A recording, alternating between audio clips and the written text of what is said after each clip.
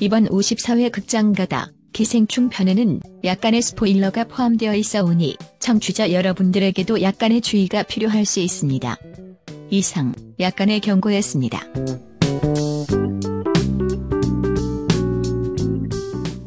좋은 영화를 찾아 방황하는 히치하이커들을 위한 유익한 안내서 막무가내 신체 공격 영화 리스트업 무용보 브로스 극장가다.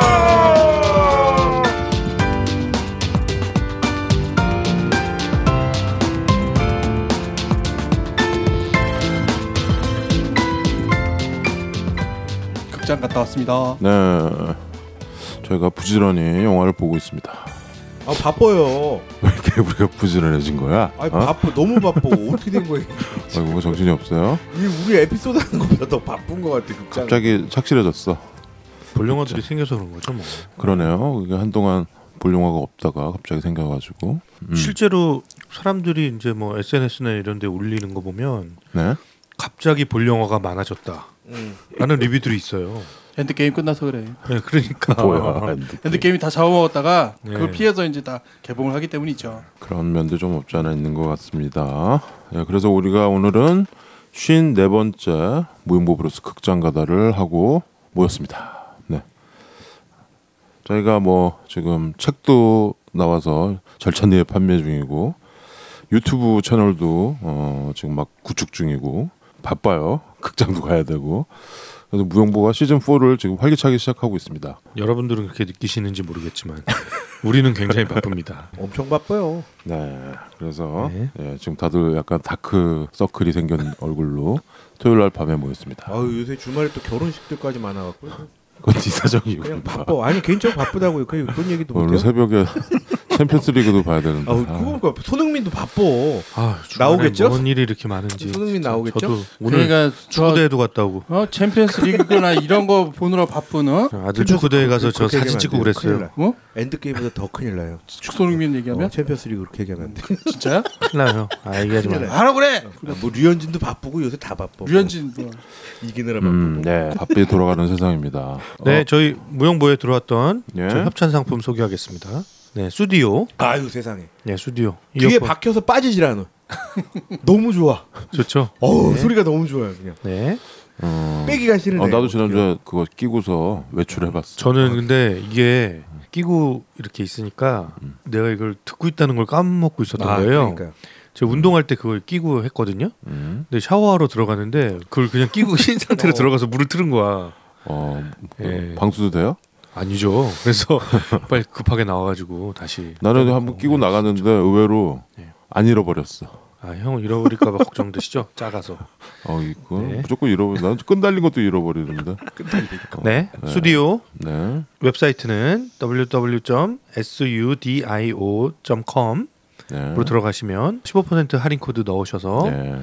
구매하시면 되고요. 지금 할인할 때 빨리 사시고요. 예, 스웨덴 오디오, 스튜디오. 할인 코드는 무비 2019 네. 넣으시면 됩니다.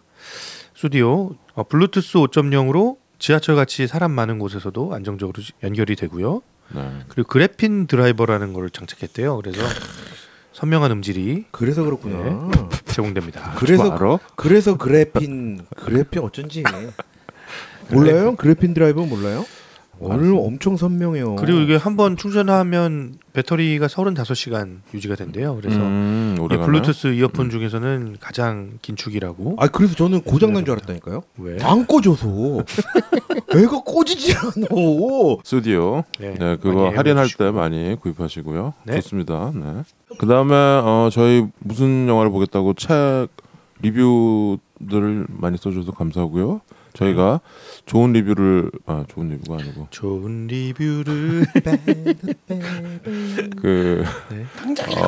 온라인 서점 이런 데서 리뷰를 남겨주시고 저희한테 메일을 보내해 주시면 메일이나 메시지 네. 보내주시면 캡처해가지고 예, 그럼 저희가 확인해보고 저희가 감동받은 순서대로 책을 저희가 지문날인이 아니군요. 네, 사인 서명을 한 4명의 네. 사인이 들어가 있는 희귀템이에요 제가 이거. 보내드리겠습니다. 희귀템이니까 이 찬스를 놓치지 말기 바랍니다. 6월 말까지 꼭 응모하시기 바랍니다. 네. 네.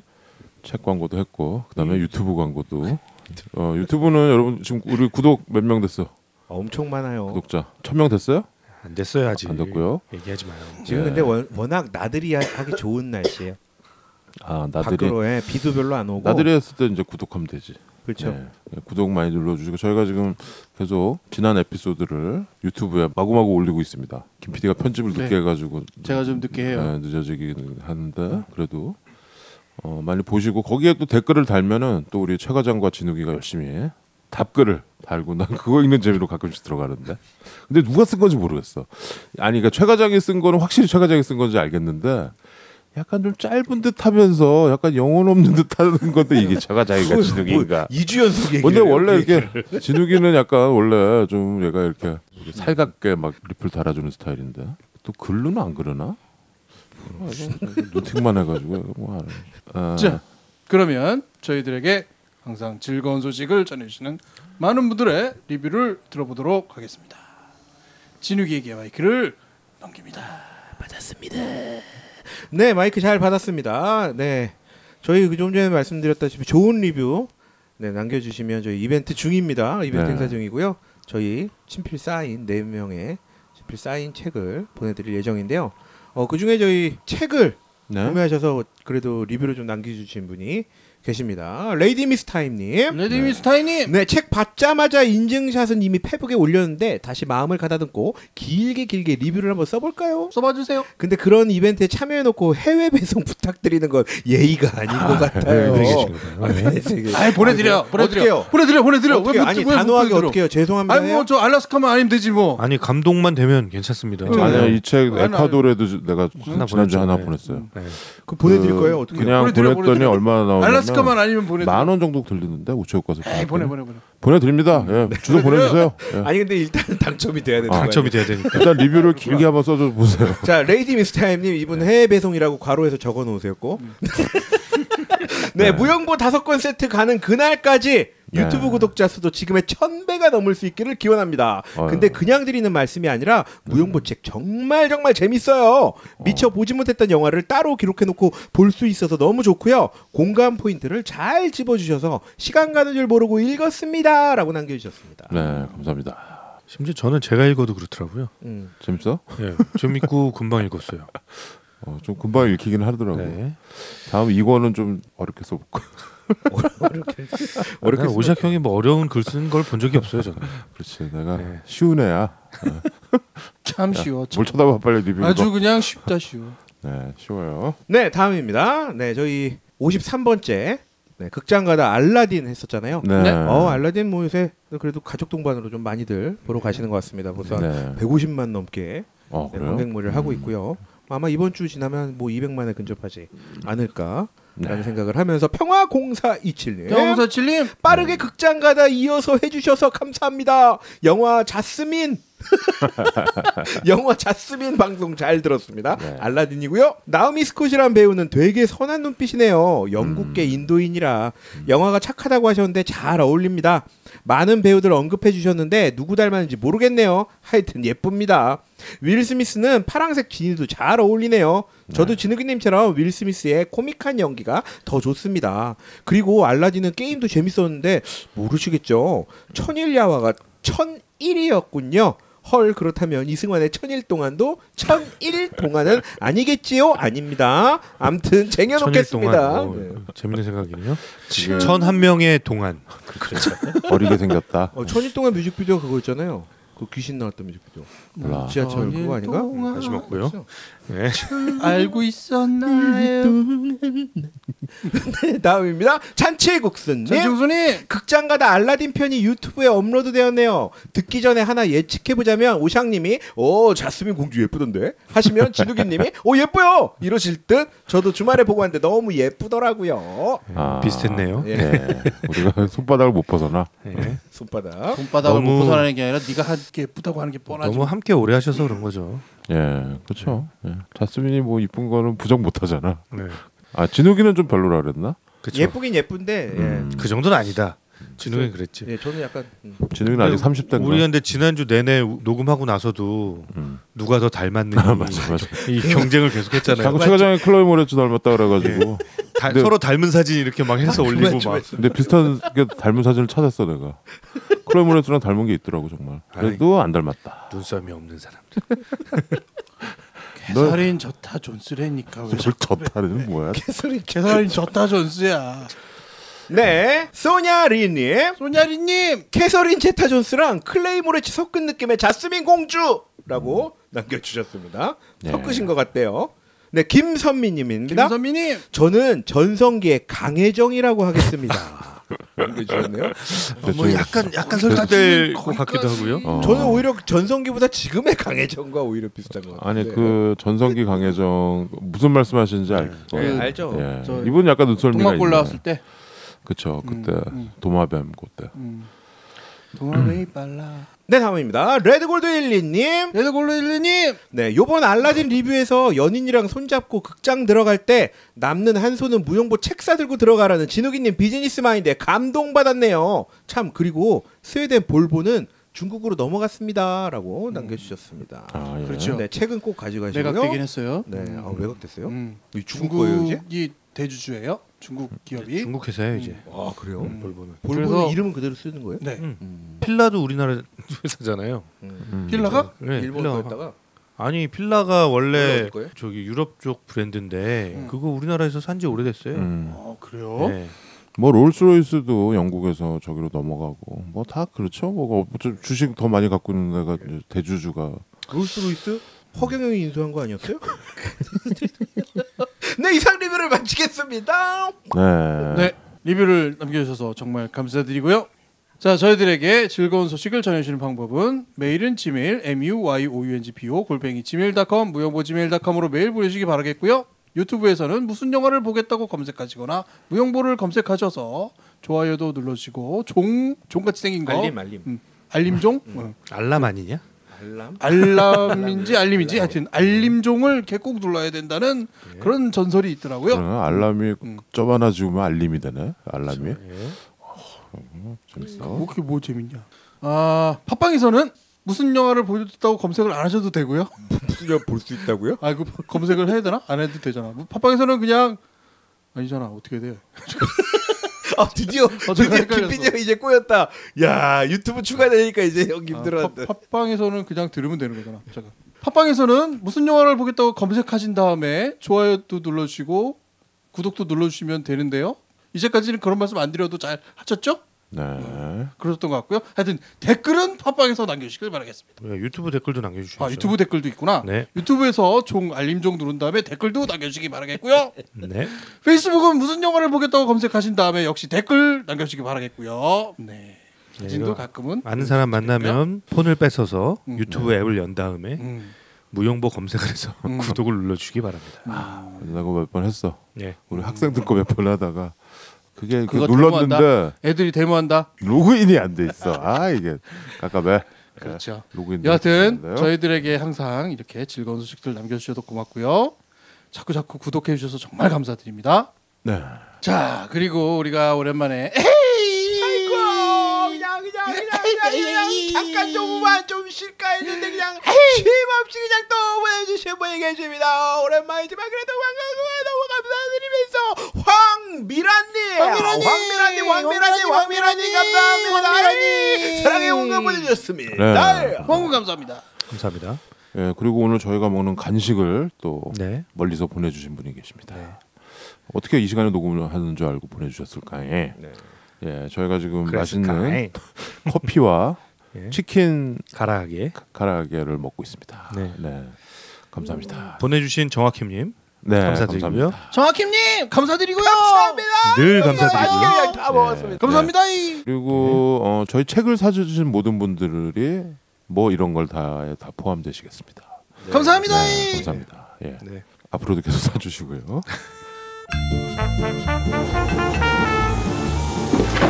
네가 내 대신 얘 과외 선생님 좀 해줘라. 영어. 기정이가 그렇게 손재주가 좋다며? 서울대학교 문서위주학과 뭐 이런 거구나.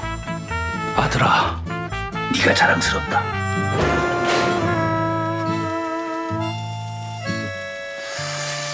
사모님이 뭐랄까. 제시카 쌤이라고 일리노이에서 오신다. 그 검은 상자를 저와 함께 열어보시겠어요, 어머니? 지금 진짜로 이상한 게 온 것 같아.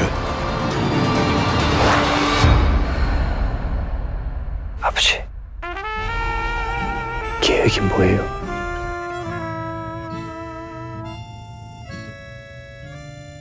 자, 오늘 저희가 무슨 영화를 보고 왔을까요? 예, 오늘은 장안의 화제죠. 봉준호 감독의 이번 칸느 영화제 황금 종려상에 빛나는 빨매도르를 탄 아유. 기생충을 보고 왔습니다.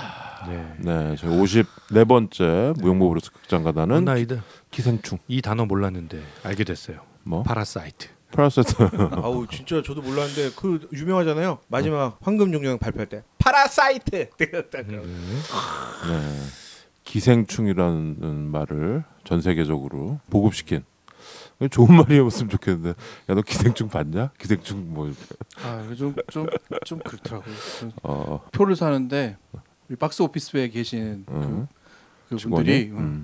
기생충 7시 20분입니다. 기생충 몇 분입니다. 기생충 자리 여기 저 괜찮으시? 이거 막 하니까 앞에 기생충이 계속 붙는 거예요. 왜 이렇게? 흥행 얼마나 될 것 같으세요? 흥행. 지금 뭐, 초반 기세는 엄청난 것 같은데. 많이 들고 있죠 지금. 네. 뭐 이른바 1000만 영화는 뭐 될 것 같은데요. 네. 저 회사 까지는 후배랑 못할 것 같은데. 회사 후배랑 내기했거든요. 걔는 500만을 못 넘는다. 못 넘는다. 네, 저는 무조건 700은 넘는다.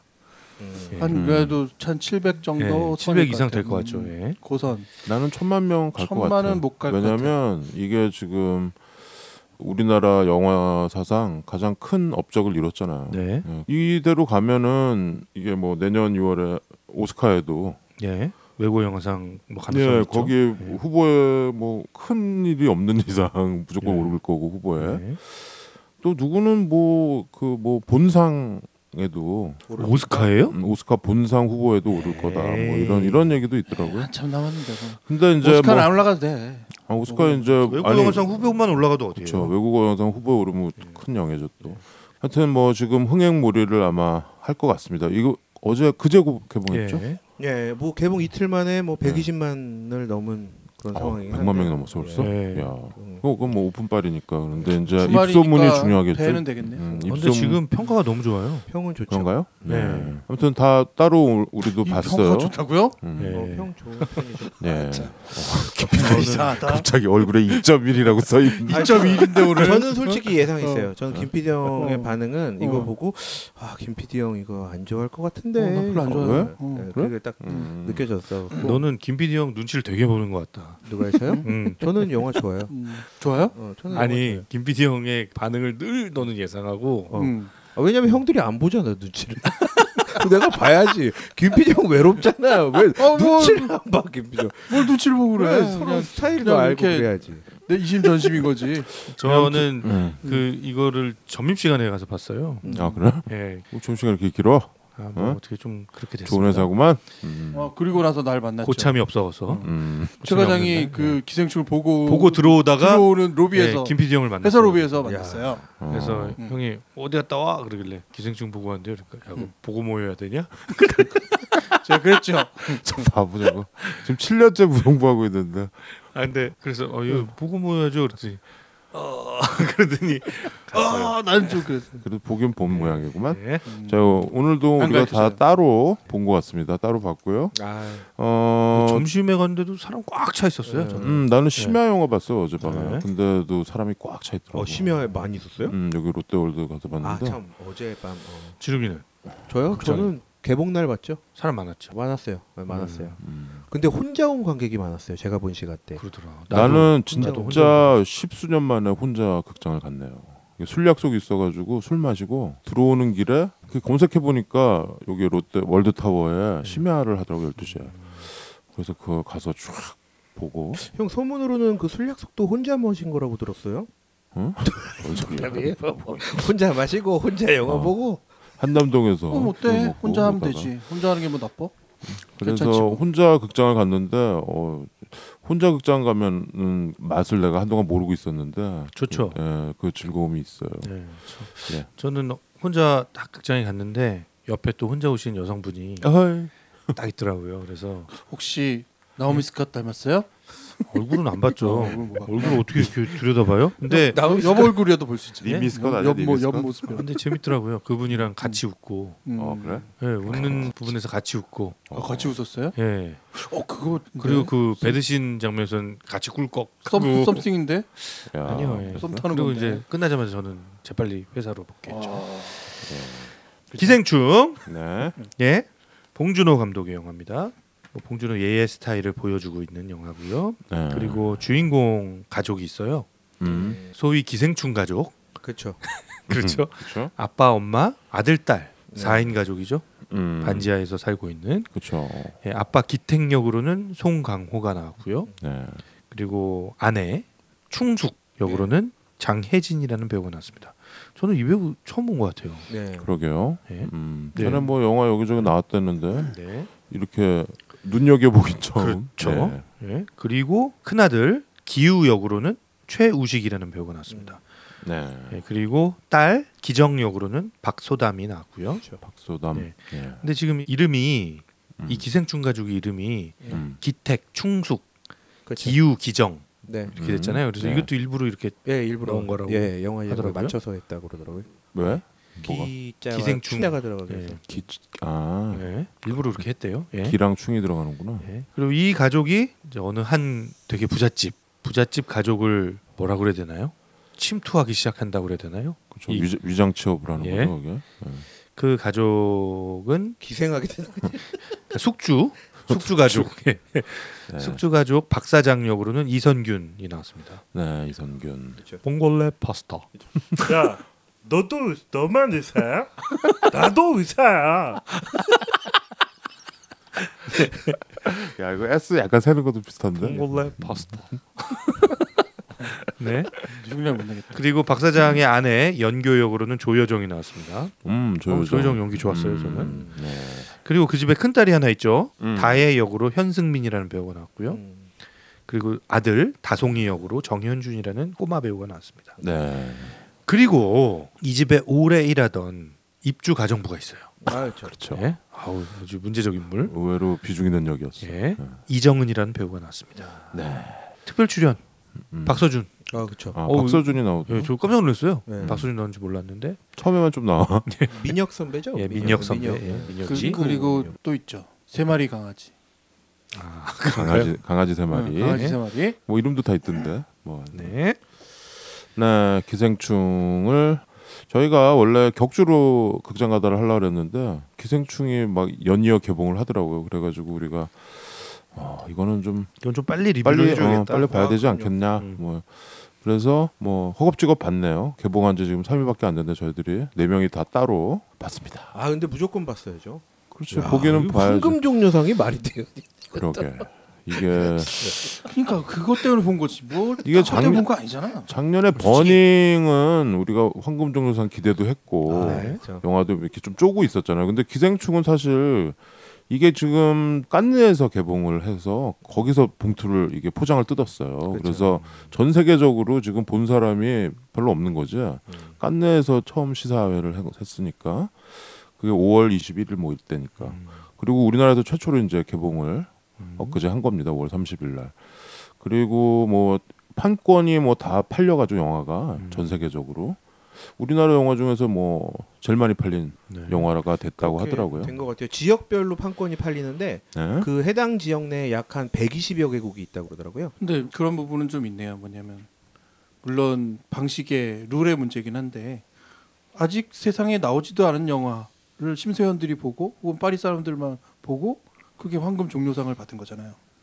파리 사람들만 보는 게 아니고요. 거기 오는 깐느. 네, 그러니까. 깐느 영화제에서 깐느에 많은 사람들이 오니까 파리 사람만 본 건 아니겠죠. 거기 물론. 심사위원들이 근데 다 다국적이에요. 그렇죠. 물론 그 그렇긴 일종의 한데. 컨퍼런스라서 영화제를 하고 거기서 네. 마켓이 형성이 되는 거죠. 네, 네. 물론 이제 그래서 뭐 룰이니까 룰대로 가면 뭐 항상 그것대로 가면 되는 건데 오스카 같은 경우에는 2주 이상 미국 극장에 개봉을 해야 되는 영화들을 선택하잖아요. 그러니까 누군가는 먼저 본 영화들이죠. 관객들이 미리 만난 영화들이죠. 네. 그러니까 이 방식이 뭐 옳고 그름을 떠나서 다른 방식이다. 다른 거죠. 예.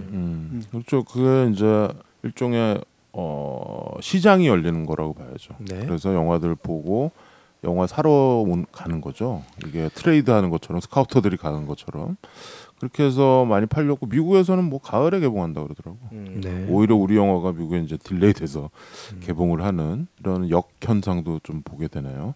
아무튼 뭐 지난주에 뭐 뉴스를 뜨겁게 달구었던 아, 네. 그렇죠. 그런 영화고 나도 처음에 그 단신으로 CNN 그걸 딱 뜨더라고. 이게 팔메도르를 봉 뭐 이렇게 써 있어가지고 깜짝 놀랐지. 파라사이트 이렇게 써 있어가지고 아니 기생충이 잠깐만요. 그러면 요 팔메도르는 어떤 겁니까? 어떤 영화에게 주어지기도 하고 또 주로 어떤 영화들 우리가 아는 영화 중에 팔메도르를 탄 영화들은 어떤 이게 것들입니까? 팔메도르 그러니까 황금 종려상이죠. 옛날엔 그랑프리라고 했어요. 옛날에 아. 뭐 칸느 영화제 그랑프리. 그런 것들 들어봤어요. 그랑프리였다가 그거를 이제 황금 종려상으로 바꿨죠. 그렇죠.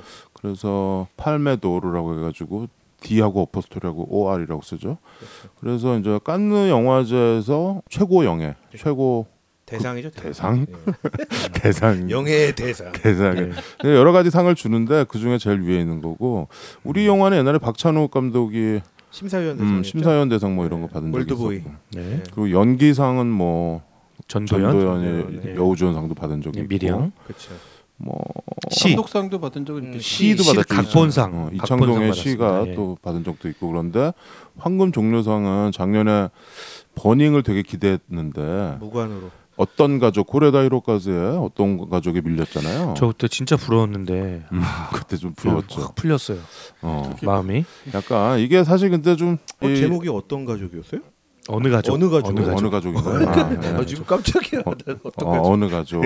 그 숍리프터스라고.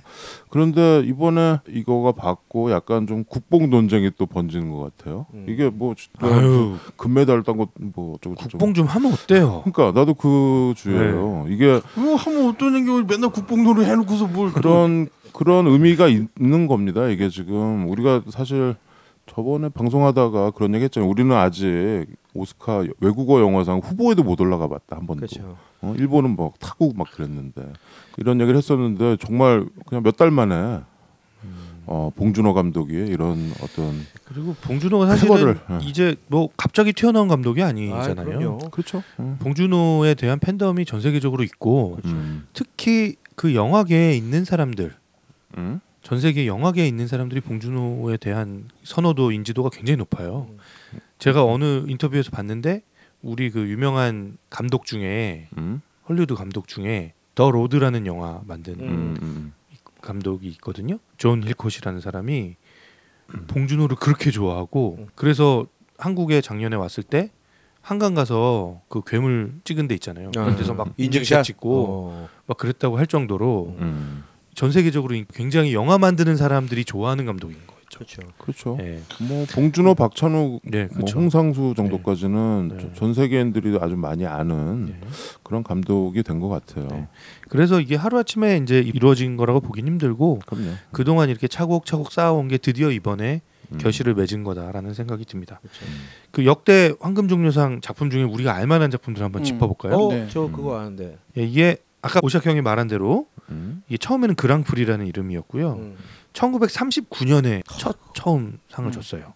근데 그 이후에 1940년부터 45년간에는 2차 세계대전 때문에 그렇군요. 예, 멈춰 있었고 첫 그랑프리 작품은 세실 데밀의 대평원. 세실 드밀 상이 있잖아요. 골든글로브 이런 데는. 네. 그리고 또 알만한 게 46년 로베르토 로셀리니의 무방비 도시. 무방비 도시. 네. 유명한 영화네요. 그리고 49년에 제3의 사나이. 제3의 사나이. 캐럴 리드의 제3의 사나이. 그리고 또 알만한 게 53년작 프랑스 영화고 앙리 조르주 클루조의 공포의 보수. 피어 오브 웨이지인가요? 네, 공포의 보수는 아주 뭐 지금 봐도. 네, 저도 봤어요. 공포 영화예요? 아니 이거 약간 트럭 운전하는 거예요. 약간 무슨 노동 영화라고 해야 되나? 그래요? 몰라요. 네. 그리고 1955년부터 이름이 황금 종려상으로 바뀌었습니다. 그러면서 이제 우리가 알만한 영화들이 1959년 흑인 오르페, 그리고 페데리코 펠리니의 달콤한 인생 60년, 라돌체 비타, 그리고 루키노 비스콘티의 레오파드 1963년, 레오파드.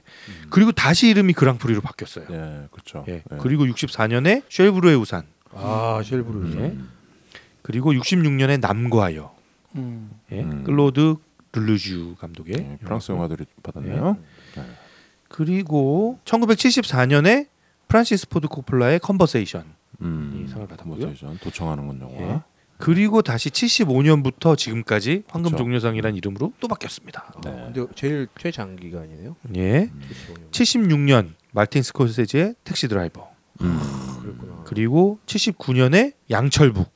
양철북. 그리고 프란시스 포드 코폴라의 지옥의 묵시록이 같이 공동 받았죠. 네. 공동 수상했고요. 가끔 같이 받아요. 예. 네. 그리고 80년에는 일본 영화가 처음으로 받았습니다. 구로사와 아키라의 가케무샤. 가케무샤. 예.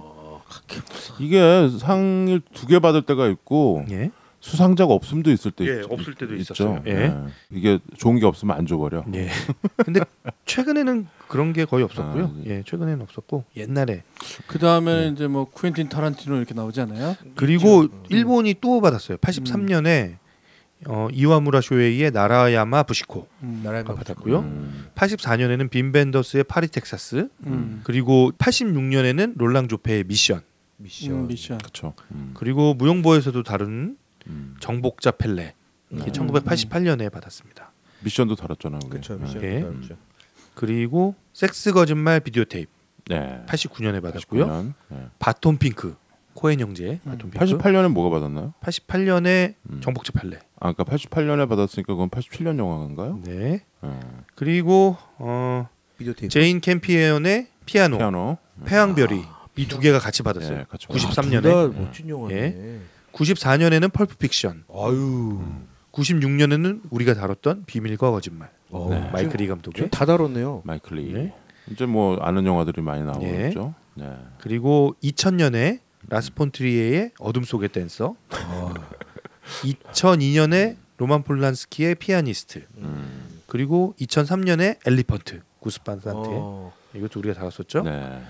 그리고 2004년에 드디어 다큐멘터리 마이클 무어의 화씨 911이 8911이 깐느를 받았죠. 네. 예. 그리고 또 무용보에서 다뤘던 태국 영화 네. 엉클 본미. 네. 이게 2010년도 수상작입니다. 그렇죠. 예. 그래서 뭐 깐느 얘기할 때 태국도 받고 일본도 받고 다 받는데 우리는 네. 못 받는다 막 그런 네. 얘기 했었잖아요. 그리고 2012년에는 오스트리아의 아무르. 네. 이것도 우리 다 하지 아무르 않았나요? 했죠. 예. 네. 그리고 2016년에는 켄 로치 감독의 나 다니엘 블레이크. 아, 명작이죠. 예. 그리고 드디어 2019년에 봉준호의 기생충이. 그렇죠. 이 작년에는 리스트에 코레다 올렸습니다. 히로카즈의 예. 어느 어느 가족, 가족? 어떤 가족 아니고. 근데 약간 이게 기생충이 약간 어느 가족이랑 비슷한 느낌도 있어요. 그 이상한 콩가루 집안 범죄를 일삼는 그런 거가 좀 비슷한 모티브가 있긴 했네요. 아무튼 자 우리가 지금 최 과장이 그동안에 깐느 영화제의 그랑프리와 황금 종려상을 이렇게 쭉 알만한 영화들만 잘 추려서 얘기를 해줬네요. 잠깐만요. 그러면 황금종려상은 이제 어느 정도 우리가 아 이거구나 하고 알 수 있을 것 같아요. 경쟁 부분이 따로 있는 거는 뭐예요? 아 그렇죠. 칸느 영화제는 이제 경쟁 부분이 있고 비경쟁 부분이 있고 그쵸. 그렇게 하죠. 그래서 경쟁 부분은 이렇게 심사를 해가지고 출품해라. 그래서 나가서 하는 거고 또 초청해가지고 비경쟁 부분으로 하는 것도 있고. 그러니까 영화제인데 오스카처럼 그냥 시상식만 하는 게 아니고요. 아까도 얘기했지만 여기는 그러니까 전 세계 영화인들이 모여가지고 영화도 사고 팔고 또 영화 마케팅도 하고 이러는 큰 장이죠. 그래서 오스카 영화제처럼 뭐 하루 하는 게 아니고 여기는 이제 몇 주일씩 하는 거. 최 과장이 저번에 갔다 왔죠 한번 깐느. 영화제 때문에 간 건가요? 영화제가 아니었고요. 다른 행사였나요? 그냥 깐느에 간 거야? 예. 근데 네. 그 행사도 큰 행사였어요. 네. 그런 것처럼 세계 몇 대 영화제 뭐 이런 말을 하기는 하는데 나는 그런 말 별로 안 좋아하고 3대 영화제 있죠.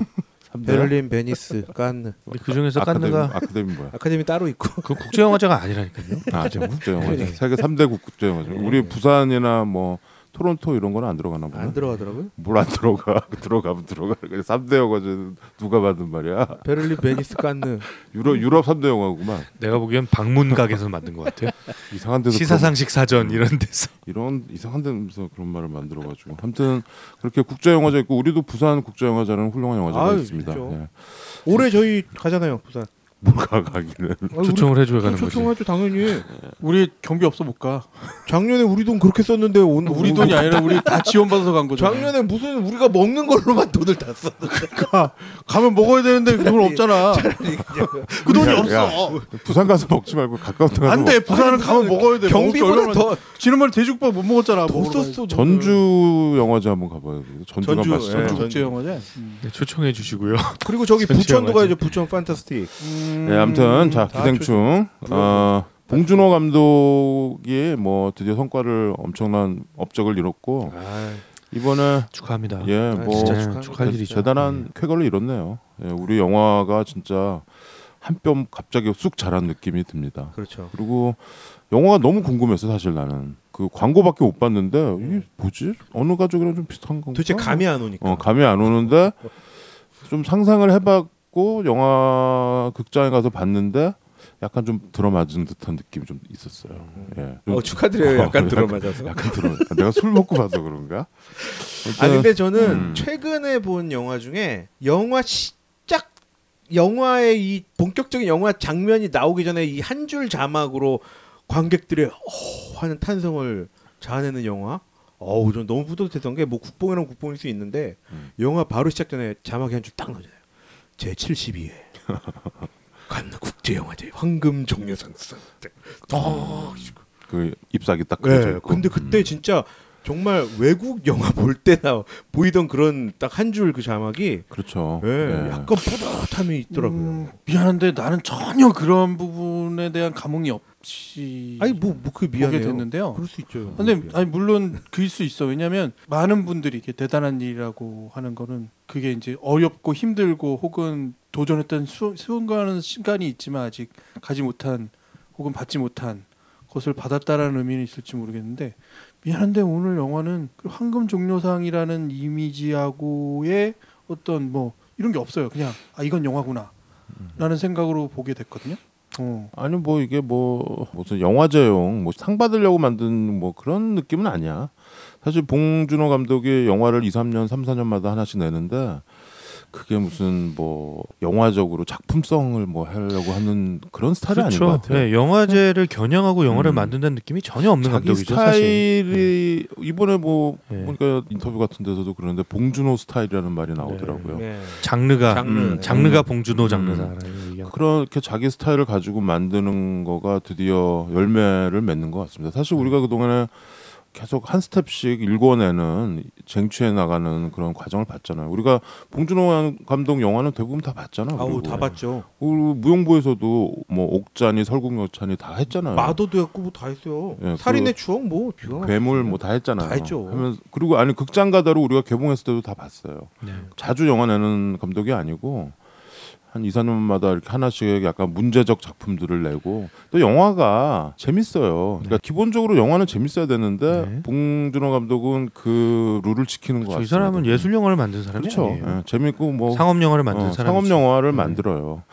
뭐 이창동 감독이나 박찬욱 감독처럼 뭔가 약간 좀 관객들이 하는 거 뭐 이렇게 던져준다거나 이런 건 아닌데 결국에는 뭔가를 던져주는 그런 느낌이 있었고 내가 지난주에 그래서 이 낭보를 듣고 나서 사람들이랑 이렇게 많이 이렇게 만나서 술자리 하고 이러면서 계속 봉준호 감독 얘기가 나와서 어떤 영화 제일 좋아하냐 뭐 이 얘기를 잘 많이 해봤어요. 근데 사람들이 대부분 많이 영화들을 봤더라고요. 그 플란다스의 개부터 그렇죠. 제일 마지막 작품이었던 옥자까지 예. 다들 봤어 어떻게든. 그래서 내가 이렇게 취합해본 결과 역시 사람들이 제일 좋아하는 영화는 살인의 추억인 것 같습니다. 내 주변엔 그렇더라고요. 그 다음으로 많이 표가 나왔던 게 마더랑 설국열차 정도. 그 정도가 표가 나왔더라고요. 저는 근데 의외로 플란다스의 개를 좋아합니다. 플란다스의 개 이번에 좀 비슷했어요 느낌이. 플란다스의 개랑 그 지하실 뭐 이런 거 나와가지고. 그리고 저는 변희봉이라는 그 배우를 플란다스의 개에서 완전히 재발견했거든요. 그렇죠. 그거를 해낸 게 이번에 이 영화에 변희봉 선생님이 안 나와서 섭섭하다는 사람들이 제일 많죠. 아쉬워요. 아쉽죠. 난 그 지하에 사는 그 사람이 변희봉. 근데 너무 나이가 너무 나이 차이가 너무 많죠, 그럼. 출연할 배역이 없었네. 배역이 없었어요. 배역이 없었네. 그래도 봉준호 감독의 페르소나 물론 송강호지만 변희봉 선생님도 네. 페르소나라고 할 수 있는데 네, 맞습니다. 네. 그래서 여러분들도 다 그거에 동의하나요? 살인의 추억? 아우 저는 살인의 추억과 전 괴물. 괴물. 네, 괴물 좋죠. 사실 10편도 안 되잖아요. 여태까지 나온 영화가. 안 되죠. 앞으로 또 이만큼 저는 나오겠지만. 뭐가 특별히 제일 낫다 이렇게 꼽기는 어려운데 그냥 저한테 개인적으로 제일 별로였던 거는 설국열차였던 것 같아요. 설국열차가 개 중에 저는 좀 별로거든요. 근데 나머지는 진짜 다 좋았고 특별히 제가 최근에 마더를 다시 최근도 아니죠. 몇 달 전에 마더를 다시 봤는데 와 진짜 너무 재밌더라고요. 마더. 예, 우리 엄마 영화 때 제가 얘기했었죠. 했죠. 그러니까 지금 했죠. 이 얘기가 다 나오니까 나는 의본 작품은 조금 모르겠어요. 좀 미안해. 오히려 형. 왜냐하면 그런 강렬함이 없게 느껴졌어. 사실. 그러니까 그 봉준호 감독에는 물론 그 아기자기한 맛들도 물론 있는데 뭔가 하나의 그 한 방이 있거든. 괴물 같으면 괴물이 한 방인 거고 엄마 같은 경우는 진짜 엄마의 마지막에 한 방인 거고 설국열차도 결국은 그 마지막에 대혼란을 막 마감하는 그런 뭐 이런 게 있는데 여기도 마지막에 물론 액션씬 이제 있잖아. 그 물론 아주 저기 하긴 한데 충격적이기도 하고 막 이런 장면이긴 한데 그렇게는 안 느껴지더라고. 이렇게 막 어떻게 보면 당연히 벌어질 수 있는 사건 같은 느낌. 뭐 근데 좀 저런 것도 있는 것 같아요. 지금 빨매도를 탔다고 좀 사람들이 너무 과잉 기대를 하고 가서 와 이거 얼마나 대단한 영화일까. 근데 사실 이것도 어떻게 보면은 대부분 실내 촬영이고 좀 어둡고 약간 소품 같은 느낌이 있어요. 그래서 딱 그거 그런 그렇죠. 스펙타클한 뭐가 없어. 그렇기 소품 때문에 같은 영화라는 거에 제가 조금 그렇지만 뭔가 던져주는 거는 또 묵직하니까 또 명작이라고 할 수도 있는 거겠죠. 네. 뭐 이제 영화를 얘기하면서 해야겠지만 저는 먼저 하나를 얘기하자면 봉준호 스타일 같은 느낌을 받은 게 그 비 올 때 계단을 끝없이 내려가는 거예요. 그렇죠. 그런 장면들이 사람들로 하여금 무의식 중에 저 현상이 뭐라는 거를 각인시켜 버리면서 쭉 끌고 들어가거든요. 그러니까 오히려 나한테는 그게 한 방일 수도 있겠다는 생각이 들어서 네. 그 홍수 장면. 그렇죠. 물에 잠기는. 예. 이 봉준호 감독 할아버지가 옛날 그 일제시대 구인회 있잖아. 구인회 멤버였더라고요. 박태원 씨라고 그 김기림 뭐 이상 뭐 정지용 이런 내가 구인회는 우리 학교 다닐 때 정말 우리나라에서 가장 뛰어난 라이터들이다. 구인회 사람들이 이효석 뭐. 근데 그러고 보면은 진짜 잘 쓰는 사람들이 약간 반계급주의로 나와가지고 그 중에 가장 안 유명하셨던 분 박태원 씨라고 있거든요. 그러니까 이 봉 감독의 외할아버지였던 거야. 그래서 이 봉 감독이 다 쓰잖아요, 자기가. 네네, 이 자기 영화들을 시나리오를 다 썼습니다. 원작도 쓰고. 네. 그러니까 이 글쓰기에 대한 어떤 재능이 레거시가 있는 그 거죠. 피가 있는 것 같아요. 그래서 영화 뭐 연출가로서의 그건 모르겠는데 이게 일단 스토리랑 이런 것들이 아주 흥미진진하게 잘 쓰잖아요. 원작이 따로 있는 것도 아닌데 자기가 다 쓴 거거든요. 난 그래서 그 작가로서의 어떤 봉준호가 이 감독으로서의 봉준호를 엄청나게 뒷받침하고 있다. 이번에 나도 이거 보면서 그거가 느껴졌어요. 그래서 얄팍하지가 않고 그럼요. 그 힘이 있는 거예요. 좋은 원작을 찾아가지고 영화를 만드는 거 되게 중요한 작업이거든요. 감독한테는. 근데 자기가 직접 쓰는 사람은 결국 얄팍해지고 자기 함정에 빠지고 마는 걸 우리가 많이 봤잖아요. 근데 봉 감독은 그거를 계속 글 쓰는 거가 엄청난 그 탤런트가 있다라는 거. 그 봉 감독의 그 마니아들이 이렇게 봉 감독의 그 가계도 같은 거를 이렇게 정리해 놓은 걸 본 적이 있거든요. 근데 뭐 이렇게 범상치 않은 집안은 맞는 것 같아요. 네, 그런 확실히 어떤 위대한 유산이 물려진 부분이 있는 것 같고. 그러네. 근데 이 사람이 또 마냥 편하고 좋았던 삶을 살았던 건 아니더라고요. 그렇죠. 예, 제가 그 몇 년 전에 설국열차 찍을 때 그때 MBC에서 봉 감독에 대한 다큐멘터리를 하나 만들었어요. MBC 그래요? 스페셜로. 그때 블랙리스트 아니야? 그 전인 것 같은데. 그래서 그때 봤는데 제가 그걸 보면서 이 사람은 너무 승승장구하고 잘 나간 감독으로 우리는 기억하지만 이 사람도 되게 힘들었구나. 고생했다. 예, 심지어 저는 봉 감독 입에서 그 말이 나오는데 저는 되게 깜짝 놀랐어요. 자기가 이거 안 되면 자살할 생각까지 했다는 거예요. 그때 그 프로젝트가 아마 살인의 추억 프로젝트인 것 같은데 프란다스에게가 망했으니까. 예, 자기가 이거 투자가 안 되고 이거 엎어지면 죽어야겠다. 이런 생각까지 했다는 얘기를 듣고 아 우리는 이제 이 사람 잘된 것만 봤으니까 그리고 사람들이 다 칭찬하고 뭐 좋은 소리만 하니까 근데 이 사람들 정말 이렇게 죽고 싶을 만큼 어떤 좌절의 순간이나 이런 걸 딛고 일어선 거구나. 그 특유의 캐릭터를 잃지 않으면서 그런 면이 저는 굉장히 이렇게 같이 이 동시대를 살아가는 저보다 나이가 연배가 위이긴 하지만 존경심이 좀 생기고 그렇죠. 예, 이렇게 경외감 같은 게 생기더라고요. 그 88학번이더라고요. 네. 여기 잠실고등학교 나오고 신촌에서 학교 다니고 그러셨더라고요. 아무튼 예, 봉준호 감독의 기생충 대충의 스토리를 최 과장이 좀 얘기해줬으면 좋겠는데 스포일은 하지 맙시다.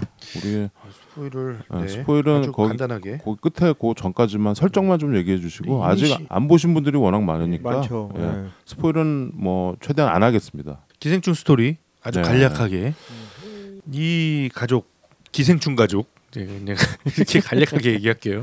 기씨가 아니고 네. 김씨인가요? 그냥 네. 이름만 나오나요? 네, 이 기생충 가족 4인 가족 네. 전원 백수죠. 네. 네. 아빠는 무슨 뭐 대왕 카스테라 이런 사업했다 망했고. 아, 예, 그거 진짜 많아요. 그런 네. 대만 카스테라, 대만 대왕 카스테라 한때 그 엄청 얘기가 나와? 열풍이었는데. 네, 네. 형, 왜 그 그래요? 영화에 계속 나오잖아요 그 얘기. 뭐 보고 온 거예요? 카스테라 얘기 계속 나오더라고.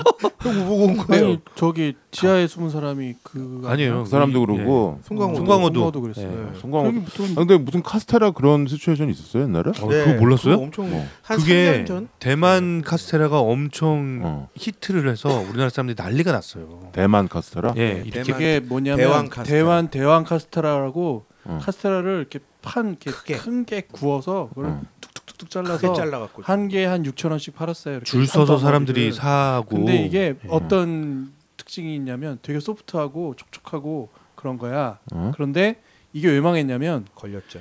이거를 만들 때 무슨 뭐 우유와 생크림을 많이 넣고 만드는 것처럼 선전이 돼 있는데 이렇게 그게 레시피처럼 돌았어요. 네. 근데 실제로 그거를 공개하진 않았는데 이게 그렇게 사람들이 인식하고 있었는데 사실 이 레시피 안에는 엄청난 식용유가 들어가는 거야.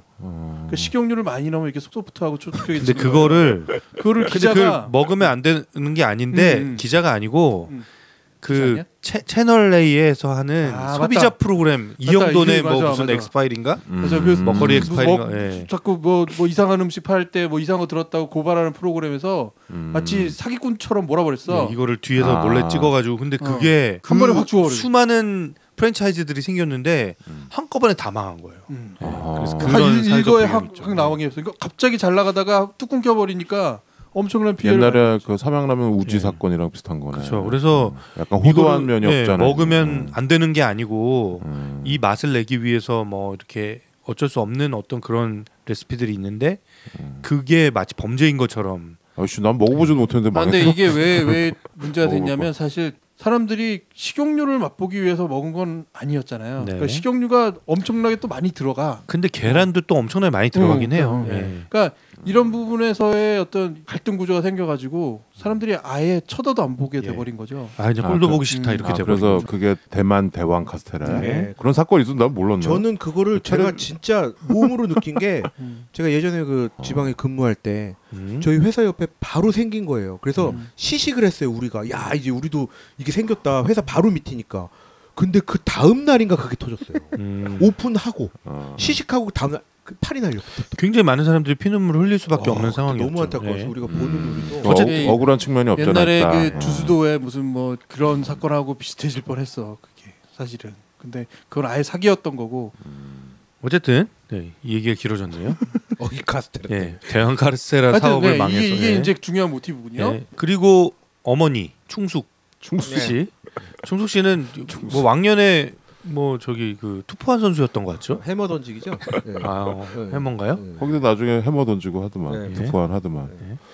그런 이제 전력을 갖고 있는데 지금은 뭐 하고 있는 일이 없는 네. 가정주부일 뿐인 사람이고요. 그러니까 송강호랑 부부고. 예. 네. 그리고 큰 아들은 뭐 대학을 계속 떨어졌죠. 네. 네 번을. 네. 네. 그래서 군대도 갔다 오고 계속 또 공부를 하고 있는데 대학은 못 간 상태고. 그렇죠. 또 백수고. 예. 그러니까 상황적으로 그려지긴 하는데 좋은 대학 아니면 안 가는 케이스. 있는 것 같아. 네. 뭐 예. 그리고 막내딸도 미술을 했는데 뭐 계속 얘도 고등학교는 졸업한 거지. 그런 것 같아요. 예. 하여튼 네. 20대 초중반에 애 둘이랑 엄마 아빠 요 네 가족이죠. 예.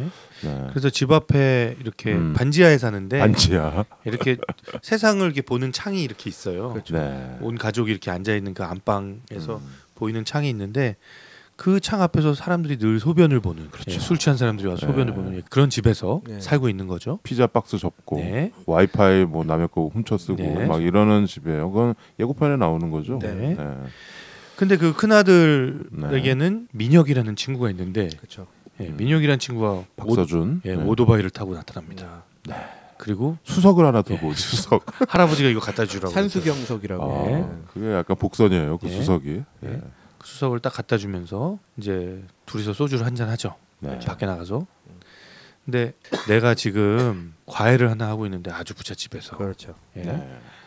내가 근데 이 학생을 좀 마음에 두고 있다. 저 아낀다. 근데 내 친구들한테 이거 학교 친구들한테 얘 과외를 소개시켜주면 분명히 이 이리때 같은 애들이 가만두지 않을 거다. 그래서 내가 너라면 너는 믿으니까. 그렇죠. 충분히 너무 믿는다. 너가 좀 과외를 내가 교환학생으로 가 있는 동안 좀 해줬으면 좋겠다. 라고 하는 거죠. 잘못한 거지. 네. 근데 친구를 잘못 알았어. 얘도 이리 때인데. 근데 이 친구는 자기는 대학도 안 갔는데 야 근데 네가 지금 수능을 4번 해봤는데 그렇죠. 맨날 술 처먹는 다른 대학생들보다 네가 훨씬 잘 가르칠 거야. 영어 너가 더 잘 가르친다. 그리고 그러네. 요즘 워낙 이 조작 같은 게 쉬우니까 뭐 이렇게 재학증명서 같은 거 조작해가지고 가라고 얘기를 하는 거죠. 네. 그래서 이제 그 집에 면접을 가게 됩니다. 그 조작하는 거 봤더니 그 여동생이 연세대 예. 본 감독이 연대 출신이라 그런지 하여튼 연대를 하더라고. 난 서울대인 줄 알았는데. 네. 그 송강호가 대사를 하잖아요. 야, 서울대 문서위조학과 들어가면 잘. 동생이 위조를 해주죠. 막내딸이 네. 위조를 하도 잘하니까. 네. 그래서 부잣집을 갑니다. 네, 부잣집에 가죠. 아 거기서 또 유명한 대사가 하나 또 나오죠. 유명해질 것 같은 대사. 뭐죠? 최우식이 그러니까 우식이가 이제 과외 먼저 가러 가기 전에 문 밖에서 그런 얘기를 하잖아요. 아 저는 이렇게 위조나 이게 범죄라고 생각하지 않는다. 난 내년이면 분명히 이 대학교를 갈 거다. 난 자신 있게 가서 면접 볼 거다. 그랬더니 송강호가 복도 끝에서 한마디를 하죠. 오, 너는 계획이 다 있구나. 그렇습니까? 네. 네. 너무 자세하게 얘기하지 마세요. 아, 이 계획 중요하잖아요. 네. 영화의 계획. 네, 우리가 뒤에 얘기는 안 할 거기 때문에 네. 앞에 얘기를 좀 자세하게 하겠습니다. 네. 그래서 가는데 이제 그 엄마가 특이한 거죠.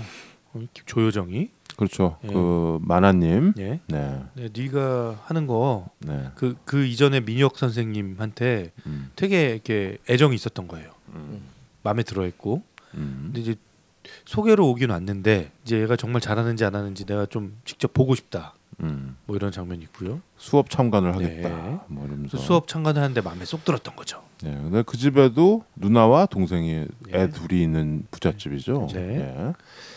애는 이제 뭐 조그만 애고. 네. 초등학생 정도 되는 것 같은데요. 그리고 네. 그 누나는 이제 고등학생 고등학생, 같아요. 그래서 걔 이제 영어 과외 선생으로 간 거야. 네. 그래서 이제 과외를 시작합니다.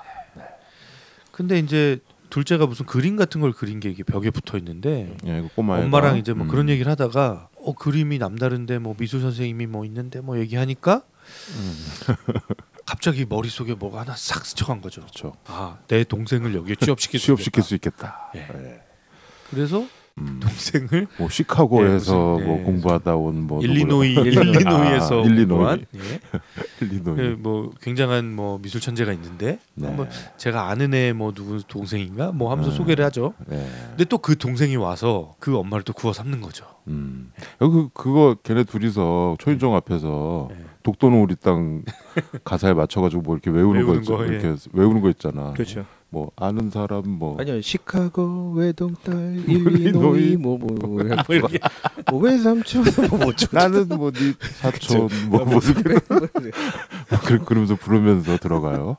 이게 근데 그 방식이 그 인터넷 강사들한테서 되게 유행하는 방식이 노래에다 막 붙이는 노래 붙이는 거. 일부러 하는 것들을. 그 한국을 빛낸 그 아직도 외우고 있잖아 애들이. 죄송한데 저 좀 정확하게 불러드릴게요. 아, 제가 노트에 썼네요 영화 보면서 제시카 외동딸 일리노이 시카고. 맞아, 얘가 이름이 제시카야. 그걸 이제 순서대로 외운 거죠. 이 아들은 거기서 케빈 선생님으로 불리죠. 그죠? 우리 가끔 패널로 나오는 제시카 있지 않았나? 제니퍼 아니에요? 제니퍼인가요? 네. 아무튼 그런가? 네. 그래서 이제 이 두 명이 이제 취직을 했는데 네. 이거 보니까 여기에 취업 기회가 널려 있는 거예요. 이 집안에. 이거 완전히 보니까 이 기사도 자르면 우리 아빠를 취직시킬 수 있고 뭐 이 집에 가정부 입주 가정부를 자르면 우리 엄마가 취업할 수 여기 있고 완전히 꽂으면 빨대야. 그렇죠. 네. 여기 딱 그런 집. 취업의 문이 활짝 열려 있습니다. 이제 여기서 약간 이제 좀 부도덕한 방법으로 기사와 가정부를 해고시키고 아주 전략적이죠. 근데 아주 절묘하게. 네. 그러니까 얘 제시카까지는 뭐 그렇다고 치는데 그 다음에는 약간 부도덕하죠. 그 사실 일하던 사람들을 자른 거니까. 네. 그래서 엄마 아빠까지 취직을 시키는 거죠. 네. 그래서 취직을 시키고 아빠는 기사. 그쵸. 엄마는 입주 가정부. 예. 근데 넷이 한 가족이 취직을 했는데 서로 다 모르는 사이처럼 된 건데. 예. 거기까지는 아주 재밌어요. 뭐 코미디 다크 코미디고 재밌고 뭐 그런 상황들이 벌어지죠. 그렇죠. 네. 그런데 그 숙주 가족이 다 같이 캠핑을 갑니다. 어느 날 밤. 비 오는 날. 예. 그러니까 이 가족, 이 기생충 가족은 이 넓은 집에서 이 좋은 집에서 그 집안에 있는 좋은 술을 다 까먹으면서 술판을 벌이죠. 술판을 벌입니다. 네. 그런데 띵동 하면서 누군가 찾아옵니다. 바로 직전에 그 집에서 일을 하고 있던 입주 가정부가 복숭아 알러지가 있던 전직 입주 아주머니가 찾아오죠. 이름도 특이한 국문광. 집사지 뭐. 문광. 전직 집사. 그러면서 자기가 전에 여기서 일하던 사람인데요. 그렇죠. 제가 급하게 쫓겨나느라 뭘 놓고 간 게 있어요 지하실에. 라고 하면서 집에 찾아오는 거죠. 그렇죠. 약간 이상해. 예? 거기 조금 섬뜩해요.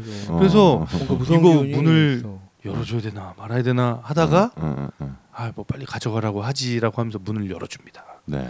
그러면서 이 집안에 뭔가 숨겨진 비밀이 파헤쳐지고 파헤쳐지고 이제 사단이 일어나기 시작하는 상황이죠. 이 정도까지 설명하. 그날 밤에 많은 일이 벌어지고 난리가 최종 좀. 사건은 그 다음 날 끝나고요. 그래서 뭐 마지막에 이렇게 좀 활극도 있고 뭐 마무리도 있고 하면서 영화가 끝나는 거죠. 기본적으로 기생충은 블랙 코미디죠 아무래도. 블랙 코미디죠. 그 전에 봉준호 감독이 항상 그 얘의 그 스타일 블랙 코미디면서 약간 드라마 있으면서 액션도 있고.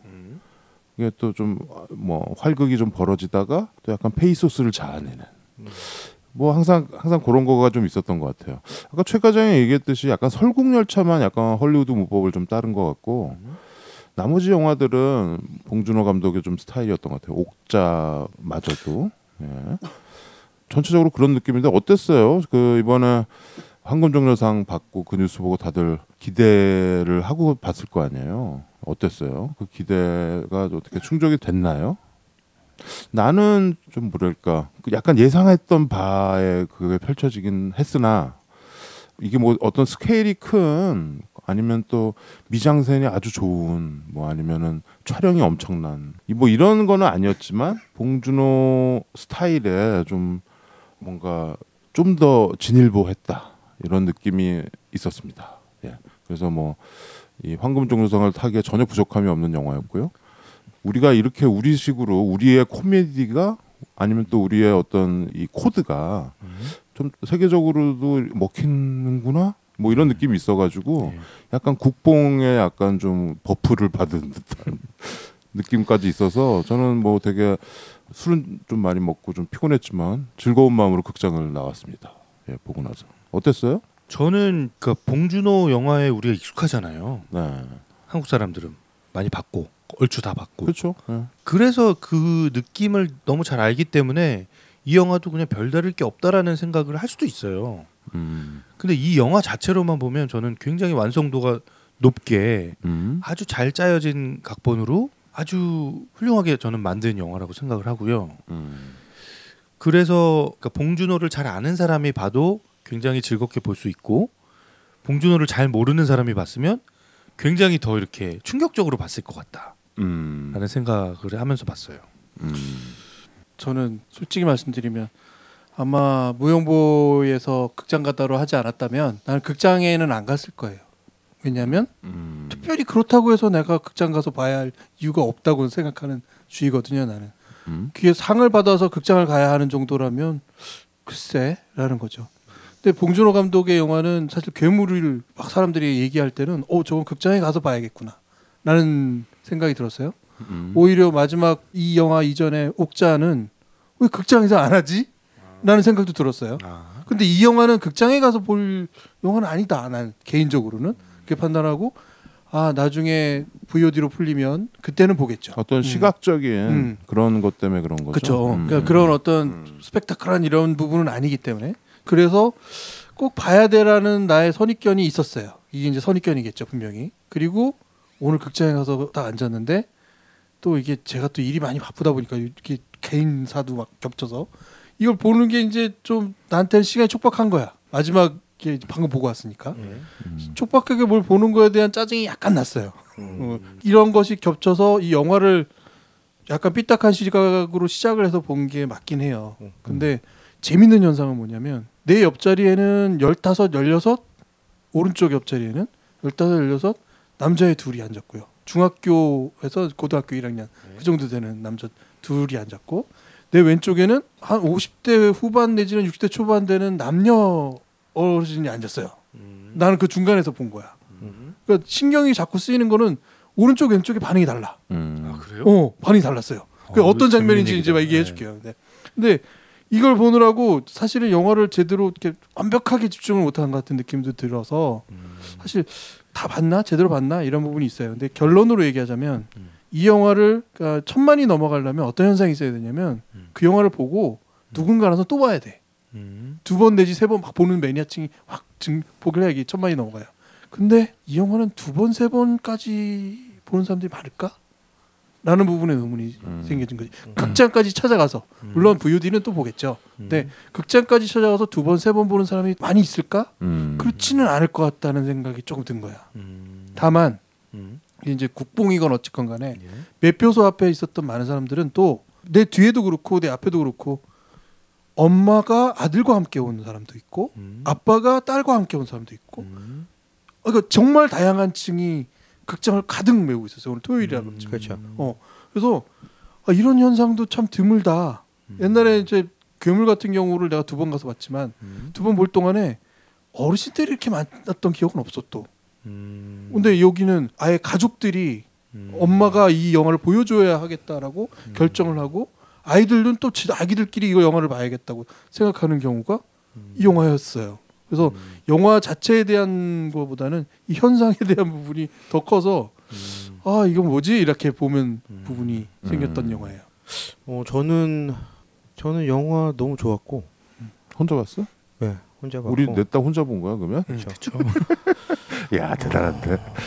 저는 제 옆에 계신 여자분이랑 같이 봤습니다. 나는 부부와 아이들과 함께 봤어요. 근데 저는 이 영화 보면 꼭 많은 뭐 평단이나 많은 얘기들 중에 뭐 양극화에 대해 전 세계적으로 지금 문제되고 있는 이 양극화에 대해서 뭐 다뤘다 뭐 이런 걸 떠나서 되게 기대가 컸어요. 황금종려상이라고 해서 사실은 아까 김 PD 형 얘기대로 정말 영화적인 어떤 스펙타클함이나 이런 영화적인 요소를 쫓아서 대극장용이나 이런 영화는 아닙니다. 그게 아니죠. 근데 저는 진짜 궁금해서 봤거든요. 그 궁금증 하나로 저한테는 극장용 영화인 거거든요. 봉준호의 영화였고 황금종려상도 받았고 그래서 진짜 궁금한 마음에 가서 봤는데 정말 유쾌하게 가다 갑자기 이렇게 급반전되면서 심지어 스릴러나 공포스러운 이런 장면까지 연상될 정도로 이렇게 저를 약간 이렇게 쥐락펴락하는 들었다 놨다. 네, 그 느낌이 저는 너무 좋았고 그리고 저는 오히려 예상하지 못했던 좀 그런 흐름으로 갔어요. 근데 영화를 다 보고 나면 되게 익숙한 장면들이긴 해요. 지금 어떤 뭐 사건이라던가 기존에 어떤 영화에서 나왔던 장면들이라던가 그런 것들이 이렇게 한데 뭉쳐진 듯한 느낌이 들어서 저건 어디서 좀 익숙했던 사건이네 혹은 익숙했던 영화 장면이네 이런 건 있는데 그럼에도 불구하고 보고 났더니 저는 뭐라고 그래야 되나? 저는 눈물도 났거든요. 뒤에 이제 나오는 이제 송강호의 모습이라던가 이런 부분에서 이렇게 아버지와 아들의 이야기라든가 뭐 그런 거. 그런 라인에서 이제 눈물도 나오고 막 그랬는데 딸 얘기. 근데 저는 보고 너무 씁쓸한 거야. 그치. 영화가 영화 보고 너무 씁쓸해. 뭐가 씁쓸해? 그냥 이 가족의 운명이 씁쓸한 거지. 이게 발버둥을 쳐도 헤어나오지 못할 거거든요. 저 가족이 그러니까 그거를 우리가 알잖아요. 영화 엔딩에서 그 아들의 그치. 아들의 그 약간 상상신으로 아들의 나오는 편지 그 친구의 진짜 꿈이겠지만 그게 우리가 너무 씁쓸한 거예요. 그 꿈을 듣고 있는데 그 바램을 듣고 있는데 그렇게 안 될 텐데 그렇게 됐으면 너무 좋겠지만 그렇게 안 될 텐데 지금 우리 사회에 살고 있는데 그렇게 안 될 텐데 너도 사실 알고 있지 않냐 그렇게 안 될 거. 근데 그렇게 다짐을 하는 그 모습이 너무 씁쓸하고 하여튼 그 엔딩의 그런 씁쓸함이 저를 그래서 영화를 끝나고 모든 관객이 다 나가고 영화 극장이 다 밝아질 때까지 저를 못 나가게 하더라고요. 네, 그래서 저는 사실은 이런 기분은 좀 이제 다른 뭐 지금 한국 사회에서의 좀 다른 느낌일 수는 있겠지만 이 다른 느낌일 줄 알았더니 이게 좀 세계적으로도 좀 뭔가 통했나 보다라는 생각도 좀 하고 있고요. 그래서 좀 여러 가지 좀 메시지를 좀 주지 않았나 좀 생각을 하고 있습니다. 예. 조금만 그 부분에 덧붙여 보자면 오샥이 했던 말 가운데 오샥이 또 영화를 평가했던 영화 가운데 박하사탕 같은 경우는 이건 우리의 이야기니까 누가 이해하겠어 라는 거잖아요. 그래서 오샥은 항상 제일 좋은 한국 영화긴 하지만 이건 우리끼리 볼게 라는 그 말도 난 이해가 가거든요. 근데 우리 안에서 지금 해석되고 있는 이 현상들이 우리 안에서는 다 우리 거로만 이건 진짜 완전 우리 거야 라고 생각할 수 있겠지만 이게 세계 공통의 현상이구나 라는 것이 보이는 거죠. 그리고 또 하나 그게 과거에는 없었냐. 과거에도 능히 있었던 것들이기도 하고 다만 현대의 구조적으로 갖춰진 구조를 그대로 우리 것을 사용했기 때문에 그 구조가 우리 것처럼 보이는 건데 사실 이 구조는 너무 많이 회자되기도 하고 최근 들어서는 점점 사람들이 우리도 이렇지 않을까라는 어떤 느낌을 갖게 만드는 그런 구조 안에 있어요. 그러니까 점점 강해지는 듯한 느낌. 그래서 나는 이 영화를 뭐 칸이 이걸 선택했다는 부분에서는 충분히 공감받을 만한 이야기였다라는 것에는 부정이 없는데 한 가지 이제 내가 약간 달리 생각하는 거는 다 맛을 모를 텐데라는 생각이 드는 거야. 우리니까 이 맛들을 다 알아. 대왕 카스테라를 그걸 칸은 모를 거 아니야. 누가 설명해줘야 아는 거죠. 그렇죠. 뭐 사업이 망했다고만 알겠죠. 예. 반지하에 사는 사람들의 그 모습을 약간 보여주긴 했지만 그 반지하의 느낌을 완전히는 모를 거란 말이야. 근데 또 유럽 쪽엔 제가 알기로도 노숙자도 상당히 많은 걸로 알고 있어서 이 부분이에요. 노숙자는 많지만 반지하에 살면 알게 되는 것들이 있어. 그렇죠. 특히 여기서 나오는 곱등이. 곱등이와 두 번째는 그 냄새. 냄새죠, 냄새. 냄새는 뭐냐면 딱 이거야. 빨래를 실내에서 말리게 되면 나는 쾌쾌한 냄새가 있어요. 있죠. 거기서 딱 그 냄새야. 이성균이 얘기를 하잖아요. 그래서 특히 수건내서 나는 부말랭이 냄새 이러면서 발 냄새도 아니고 팽글 약간 삶은 냄새 좀 지하철 타면 나는 냄새 그 놈들 뭐 이러면서 얘기하죠. 그게 빨래가 덜 마를 때 그랬더니 조혜정이 또 얘기를 해요. 난 지하철 타본 지 오래돼서 잘 모르겠는데요. 그게 이제 보편적인 우리가 전에 로마 그 영화 얘기하면서 우리가 저기 안 살아봤고 저 시대를 모르니까 모르는 부분들이 있다 뭐 이런 얘기 했었잖아요. 마찬가지입니다. 그렇지만 우리가 거기에서 유추해서 우리의 것을 떠올릴 수도 있고 맞습니다. 근데 그러면서 이게 보편성을 획득하는 거죠. 영화라는 거가 우리가 구집이 뭐 그 박하사탕이랑 좀 결이 다른 것 같아요. 게다가 봉준호 감독은 항상 그런 약간 그 의식이 있습니다. 그 시대 정신도 있고 그 사회성을 항상 얘기를 하죠. 예를 들어서 괴물에서 미군이 버리고 간 뭐 이렇게 폐기물 이런 거 얘네들이 처리 안 해가지고 거기서 괴물이 나타나는 거야. 포르말린. 그 실제로 용산 그 기지 나가고 나서 거기 뭐 이렇게 막 오염되고 막 이랬대잖아요. 그렇죠. 그런 거 하고 또 뭐 옥자 이런 데서는 거대 기업의 어떤 횡포 이런 거 보여주고 항상 그거가 있어요. 그러니까 그게 심하진 않은데 이창동 선생님처럼 그게 이제 심하게 뭐 이렇게 찌르거나 이러지는 않는데 약간 이렇게 비아냥되듯이 그거를 항상 씹는 거죠. 그래서 이번에는 진우가 얘기한 그 양극화. 이 양극화는 전 세계적인 현상이기 때문에 우리가 그 사람들이 반지하의 그 냄새를 모르지만 자기네 거기에 미루어 짐작할 수 있는 보편성을 그렇죠. 준다는 거죠. 그래서 이게 세계적인 영화가 될 수 있다라는 거죠. 맞습니다. 예, 그래서 그런 부분이 오히려 더 증폭이 될 수도 있어요. 그 사람들한테 가서는. 저는 이게 참 그러니까 문화적으로 우리가 아주 중요한 시점에 지금 놓여 있다라는 느낌이 드는데 문화적으로 그 BTS 음악이 전 세계적으로 먹히고 있는 게 저는 그게 처음에 되게 신기했거든요. 근데 BTS 음악 들어보신 분은 알겠지만 우리말로 된 가사잖아요. 그렇죠. 근데 이 우리말로 된 가사를 누군가가 이해하고 따라 부르고 따라 부르고 그 내용에서 감동을 받고 뭐 이번에 나온 신곡 같은 경우는 작은 것들을 위해서. 그거는 사실 그 BTS 팬들에 대한 노래래요. 팬들에 대한 고백이고 노래라고 하는데 제가 어제 우리 아들 데리고 둘이서 코인 노래방 가가지고 처음으로 가서 노래 부르는데 우리 아들이 이 노래를 해달라고 그래서 가사를 듣는데 제가 이렇게 마음이 좀 찡한 거예요. 내가 BTS 팬도 아니고 그럼에도 불구하고 얘들이 이 가사로 이렇게 이야기하고 있는 거를 보면서 아 진짜 팬들이 보면 전 세계의 팬들이 이 가사가 무슨 뜻인지 알고 이해한다면 정말 눈물을 흘리겠다 라는 느낌이 들면서 제가 되게 그랬거든요. 근데 지금 이 봉준호의 기생충 같은 이런 영화도 우리의 문법으로 우리가 이야기를 하고 있는데 우리말로 이게 외국에서 그 사람들이 보면서 반응을 한다는 거죠. 그렇죠. 그러니까 저는 지금 이 흐름이 너무 우리한테 지금 아주 중요한 흐름이고 그렇죠. 놀라운 현상이 지금 벌어지고 있다. 그렇죠.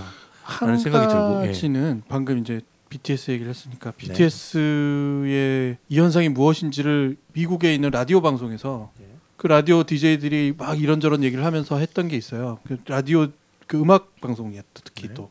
그래서 자기들이 무슨 어떤 스타의 노래를 막 이렇게 싹 얘기를 하면 다른 팬들은 와서 계속 그 노래 틀어주세요. 계속 댓글은 내가 좋아하는 노래 이 노래 틀어달라고.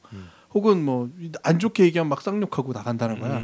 근데 BTS의 팬인 뭐 아미 이 친구들은 와서 틀어줬으면 좋겠어요. 근데 뭐든지 폴라이트하게 한다는 거야. 그러니까 공손하게 하고. 근데 이 현상이 뭔지를 쭉 끌고 들어가면서 하는 얘기가 BTS가 전파하자고 하는 그 자체의 메인 테마는 자기 자신이 소중한 걸 알고 자기 자신이 얼마나 위대해질 수 있는지를 알라는 부분이 많다는 거예요. 그래서 그거를 충분히 받아들인 팬들은 남들과 공감하고 아주 좋은 영향력을 끼치고 있다라는 의미인 거죠. 그런 부분의 문화 현상으로 읽더라고요. 그러니까 나는 음악도 음악이지만 음악을 소개하는 사람들이 자기 이제 음악을 팬클럽 같은 경우가 막 이렇게 하겠지 않겠어요? 그런 현상을 얘기를 해. 결국은 근데 이 현상에서도 제일 중요한 거는 갈망하는 어떤 사람들의 마음을 만질 수 있거나 사람들한테 전파하고자 하는 사회성이거든요. 이런 세상이 돼야 된다. 혹은 이렇게 세상이 굴러가야 된다. 그 아이디어 자체가 유니버셜한 상황이라는 그런데 거죠. 유니버설 할 뿐만 아니라 직접적이라는 거지. 내가 어떤 음악적인 추상적인 걸 채택하는 게 아니라 매우 직접적이고 또 긍정적이고. 봉준호 감독의 영화도 약간 그런 면이 있는 거죠. 사회 현상 중에 가장 암울한 부분을 다뤄. 도저히 아까 진욱이가 이 뻑뻑하면 어떡하지? 라고 할 만한 상황들이에요. 근데 봉준호 감독은 그 안에 웃음 코드가 있어요. 그리고 그 웃음 코드로 인해서 그 드라마가 막 심해질 때 그 드라마에 대한 거부감이 없어. 이 현상에 대한 거부감이 없어요. 그러니까 마지막 장면 얼마나 충격적이야. 어떻게 저렇게 될 수가 있지? 라는데 그 앞장면에서 웃음과 혹은 또 그 복선과 이런 것들을 다 해서 사람들이 이것을 충분히 받아들일 수 있게 하거든요. 그게 나는 살인의 추억에서도 그렇고 마다에서도 그런 부분 같아요. 네, 이제 뭐 이 영화가 이렇게 평가를 받는 거는 이제 좀 시간이 지나봐야 알겠지만 나는 좀 좋았던 거는 이 영화가 굉장히 한국적이라는 거. 예를 들어서 중간에 무슨 뭐 반지야 뭐 그리고 중간에 뭡니까 짜파구리. 짜파구리는 그 한국 사람들 말이고 정말 모를 거잖아. 그렇죠. 한국 사람들의 상당수가 또 몰라요. 그래서 엄마가 전화 끊고 물어보죠. 야 짜파구리가 뭐야? 그렇죠. 그 짜파게티랑 너구리를 섞은 거죠. 네네. 어떻게 만드는 거야? 나도 먹어본 적이 두개 섞어서 먹으면 돼요. 그러니까 너구리랑 짜파구리. 근데 면은 너구리를 쓰는데 그 스프는 짜파게티를 쓰는 거 아니야? 아니 두 개 다인데 짜파게티 면하고 너구리 면을 같이 삶어. 그다음에 짜파게티처럼 스프를 넣어서 이렇게 비벼. 그다음에 너구리 스프 중에 한 반 정도 넣고 같이 섞어. 그러면 약간 너구리 매콤한 맛과 그러니까 국물 없는 짜장면처럼 먹는 거죠. 근데 약간 매콤한 짜장면이 되는 거야. 아, 약간 사천 짜장처럼 되는구나.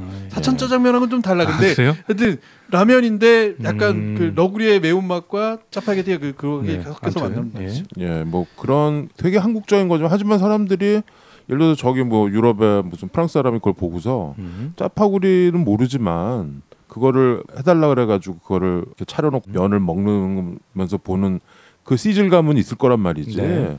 그러니까 그게 보편성을 획득하는 길인 거죠. 오히려 우리가 보는 시각과 훨씬 더 재밌게 볼 수 있다라는 거야. 그러니까 그게 모르니까 모를 거야라고 얘기할 수 없다라는 거죠. 그러니까 그런 걸로 영화가 그런 거에서 어떤 끼치는 영향력은 굉장한 거거든요. 예, 맞아요. 저 비슷한 느낌인데 제가 이 칸느 황금종려상 소식을 듣고 어디엔가 이제 페이스북에 써놓은 글에 제가 댓글을 남긴 것 같아요. 저는 뭐가 굉장히 인상적이었냐면 그 상을 받고 나와서 송강호와 봉준호 이 감독이 카메라 이제 앞에 섰잖아요. 그때 좋아하는 모습이 너무 그냥 대한민국 그냥 아재들처럼 너무 좋아하는 거예요. 그러면서 약간 그 이렇게 왜 서양의 어떤 다른 무슨 유명한 감독이 딱 상을 받았을 때 카리스마 있는 모습을 쫙 보여주면서 그렇게 막 행동하는 모습이 아니잖아요. 그렇죠. 그게 이제 순간적으로 살짝 저 형도 왜 저렇게 천진난만하게 좋아하지? 천진난만 하더라고요. 예, 그 생각이 좀 들어서 이게 막 트로피 둘이서 막 닦고 그러잖아요. 막 그랬잖아요. 근데 그게 이게 우리나라 그 아재들의 그냥 그렇게 천진난만한 그렇게 좋아하는 모습이 우리가 어디 뭐 해외에 무슨 유명한 감독이 칸느에서 딱 상 받았을 때 봤던 어떤 그런 스테레오타입의 모습 있잖아요. 막 카리스마 있고 멋있는 말하고 막 이렇게 막 멋있는 포즈 취하고 이런 게 아니라 이 아재들이 막 좋아하면서 막 이렇게 트로피를 닦고 있는 그 모습을 보면서 나 오늘 월급 받았다 막 이러는 저게 되게 좀 어떻게 보면 창피하다는 느낌이 들 수도 있는데 그게 전혀 그 칸느 그 카메라들 앞에 서 있는 이 사람들의 모습이 부끄럽게 느껴지거나 창피하게 느껴지지 않고 우리의 이런 모습을 당당하게 보여줘도 이제 되는 시대가 됐구나. 우리의 그냥 정서를 이렇게 보여주는 게 자연스럽고 당당한 그 무엇이 되었구나라는 그런 어떤 자부심? 그러니까 그게 같은 맥락인 게 내가 아까 기분 좋았다고 얘기한 부분이 그거예요. 그러니까 우리 집에 외국애를 초청했는데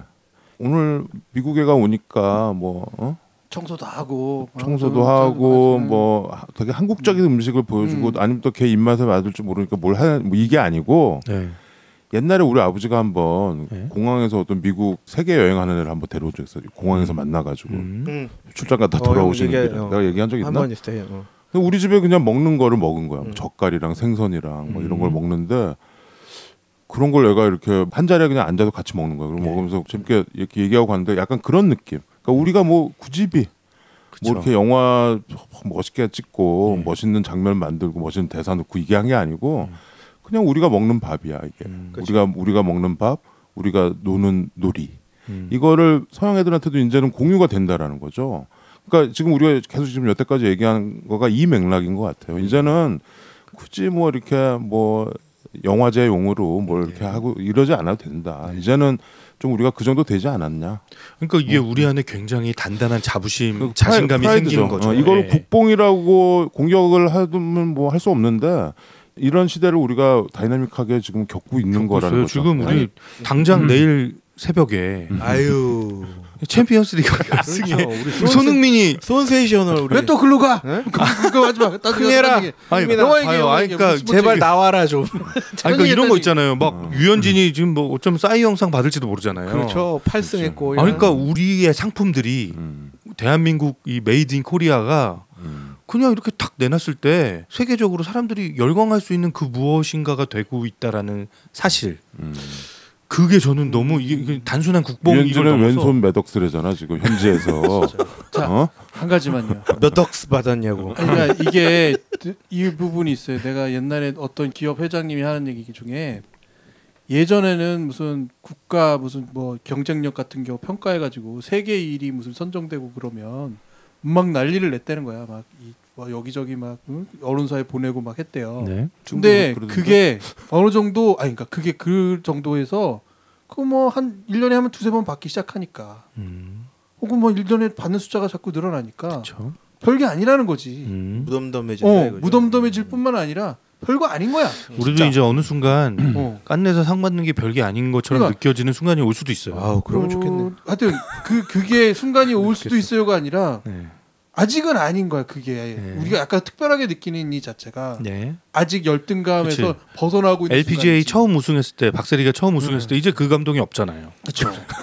또 골프는 잘 안 보잖아 사실. 좋아하는 사람만 보지. 근데 역으로 이제 이러다가 못 받았네. 그 올림픽에서 막 네. 이렇게 막 메달 못 따면 막 뭐 하듯이 쇼트랙에서 금메달 못 따면 그런 아쉽고. 현상으로 네. 가면 안 되는 거라는 거고 또 하나 우리가 그렇게 가면 안 되라는 거. 다만 지금 우리가 그걸 벗어나고 있는 중이라는 것도 아주 중요한 포인트인 것 같아요. 네. 그러니까 굉장히 지금 아주 다이나믹하고 드라마틱한 순간을 우리가 보내고 있는 것 같아요. 아 그럼요. 저는 그 위에 올라가서 수상 소감 얘기하는데 아까 시간님도 뭐 비슷한 맥락에서 얘기했지만 저도 그 봉준호 감독이 진짜 이 배우는 꼭 소개하고 싶다. 그래서 송강호를 막 손짓을 해서 나오라고 해서 송강호도 거기서 이제 원래 봉준호 감독만 올라갔다가 봉준호 감독이 관객석을 향해서 막 손을 흔들잖아요. 아재처럼. 오라고 막 이렇게 오라. 아니 거기 와서 빨리 사진 찍어 이런. 그렇죠. 그래서 송강호 씨 올라오고 송강호 씨한테 마이크를 넘겼을 때 저는 물론 아까 형이 얘기한 대로 국뽕 뭐라고 하면 뭐 어쩔 수 없어요.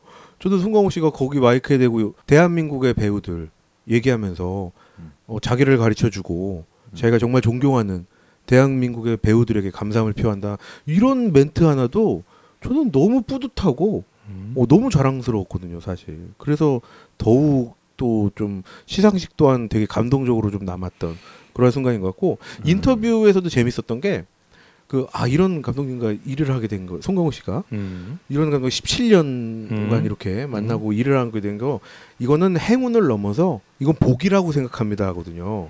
근데 저는 이걸 보면서 야, 저 외국 사람들은 복이라는 말을 어떻게 해석해서 번역을 해야 되나? 럭키 뭐 이렇게 하지 않았을까? 블레스드 하면 되죠. 행운을 넘어서 복이 그건 블레스드 하면 돼요. 그런데 뭐 이번 기생충에서 사실 주인공은 알고 봤더니 그 큰 아들이 주인. 그쵸? 걔가 나레이션 하는 거잖아.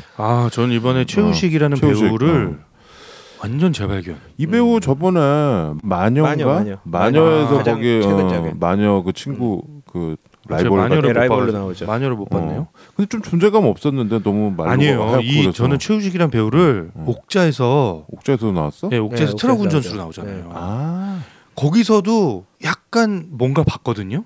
근데 그때는 스티븐 연 이런 애들이 하도 재밌으니까 그쪽으로 제가 좀 눈빛이 쏠렸는데 와, 이번에 최우식을 보면서 제가 진짜 감탄을 한 게 이 배우가 약간 뭐라고 표현해야 될지 모르겠는데 멍뭉미? 뭐? 멍청한 듯이 보이면서도 네, 멍뭉미라고 이렇게 강아지 멍멍이 같은 그런 뭐 멍뭉미라고 해야 되나? 그런 게 좀 있더라고요. 이 배우가 막 이렇게 등청맞게 뭔가 이렇게 연기를 하는데 이 보석 같은 배우를 봉준호가 또 이렇게 수면 위로 끌어올렸구나. 진흙 속에 있는 애들. 예. 아니 근데 그 마녀에서 그 생각해보니까 마녀에 나왔더라고. 그럼요. 근데 거기에서 뭐 이렇게 크게 거기서는 이제 마녀가 되게 튀어나왔으니까. 근데 좀 약간 존재감이 많이 보긴 봤어. 근데 존재감이 없었다고 생각했는데 확실히 좋은 감독을 만나서 그런지 여기서 오히려 송강호는 그냥 아빠. 그쵸, 나는 송강호가 뭐 살인의 추억이나 괴물이나 이런 데서처럼 확 튀어나올 줄 알았는데 그건 아니고 이 남자애도 그렇고 나는 사실 여기 나온 그 여자들 이 엄마랑 장혜진이란 배우랑 조여정 그 다음에 가정부 이 이정은 이 세 명의 이 아줌마들 이 세 명의 아줌마들이 아주 그 엣지에 있는 연기들을 보여줬는데 이거는 진짜 감독이 연출 솜씨구나. 이 배우들 원래 연기 잘하는 배우들인데 그렇죠. 사실 이 이은진이라는 배우 우리 이런 저런 영화 많이 봤잖아요. 이정은 이 배우 많이 봤어요. 많이 봤죠. 그리고 조여정도 사실 뭐 방자전 뭐 이런 데서 약간 후궁 약간 육체파 배우 뭐 이런 약간 느낌이었잖아요. 좀 글래머러스한. 근데 진짜 이번에 조여정의 연기도 그쵸. 닭살 돋는 수준이었어요. 그러니까 이게 확실히 감독이 중요하구나. 배우도 중요하지만 이런 느낌이 있었어요. 그리고 그 지하실에 사는 그 아저씨도 아 이거 약간 스포일인가? 아무튼 이 모든 배우들의 어떤 연기력을 쫙 뽑아내는 그 솜씨가 심지어 아역 배우들의 연기도 그러네요. 확실하게 뽑아냈잖아요. 그 집 그 큰 딸 다혜 연기도 저는 되게 좋았고요. 걔는 진짜 그 집의 딸 같아. 그리고 그 둘째 그 꼬마의 남자의 연기도 저는 엄청 좋았어요. 뭐 그래서 연기나 뭐 이런 것들이 다 좋았는데 이제 아쉬운 건 아까 뭐 김 PD랑도 얘기했지만 어떤 그 영화가 갖는 어떤 촬영이나 이게 사실 다 실내잖아요. 그렇죠? 반지하랑 이 성북동의 이 부잣집 그냥 집안에서 찍은 것들이 많고 그래서 좀 약간 어두운 그 플란다스에게에서도 약간 그랬거든. 플란다스에서도 사실 뭐 그때는 돈이 없으니까 그랬겠지만 지하실 뭐 보일러실 뭐 이러다가 아파트 복도 뛰어다니고 뭐 이 정도가 다였잖아. 근데 이것도 뭐 거기서 크게 뭐 발전한 거 아까 뭐 홍수 나는 씬 뭐 그 정도만 좀 액티브하고 나머지는 그냥 다 다이얼로그들로 이루어져 있는데 그거가 약간 아닌데 아니 그러니까 되게 말하자면 좋은 촬영도 되게 많았는데 말하자면 그런 것들이 있다라는 거죠. 저는 인상적인 씬이 뭐 자세히 얘기할 수는 없잖아요. 스포일 때문에 이거 어렵네. 어렵네. 근데 저는 그 집이 무슨 되게 유명한 건축가가 무슨 선우 뭐 아니요. 남궁현자. 네, 남궁현자라는 유명한 작가가 건축가가 만든 집이라는 얘기가 계속 나오잖아요. 서울열차에서 그 남궁민수 남궁 그것 때문에 그랬나 보네. 근데 그 집의 이 거실이 이렇게 완창으로 이렇게 탁 돼 있고 빛이 쫙 들어오잖아요. 낮에. 근데 그 빛이 들어오는 그 거실에서 그 전 입주 가정부의 부부가 거기서 음악을 틀어놓고 둘이서 춤추는 장면이 있거든요. 살짝 춤추다가 차 마시고 오른쪽 구석에서 춤추는 거. 예. 저는 그 씬이 되게 인상적이었어요. 아 그래요? 그 씬 예뻐요. 그 씬이 너무 좋았고 이 촬영으로는 저는 그런 것들이 굉장히 인상적이었거든요. 거기 나는 사실 그 성북동 집들이나 거기 해화역 나오잖아 또 굉장히 익숙하죠. 우리 살던 엄청 동네고. 익숙해요. 저는 깜짝 놀랐어요. 심지어 그 집으로 올라가는 오르막길이 제가 우리 그 대학교 우리 서클 쌍수를 갈 때 우리 맨날 대학로를 넘어가던 가로질러 가는 골목길이 있어요. 그 골목이거든요. 아 거기야? 나도 알겠어. 가로질러 가는 골목. 밑 뺑 돌아가지 않고. 와 깜짝 놀랐어. 너무 익숙해갖고. 나 옛날에 우리 엄마 심부름 엄마 친구네 집 갔는데 정말 그렇게 생겼어 집이. 딱 문 열면은 한 10분은 걸어 들어간 것 같아 집 본체까지. 하여튼 성북동에 가면 그런 집들이 많습니다. 많죠. 성북동, 많죠. 평창동 이 대한민국 0.1% 부자들이 사는 데죠.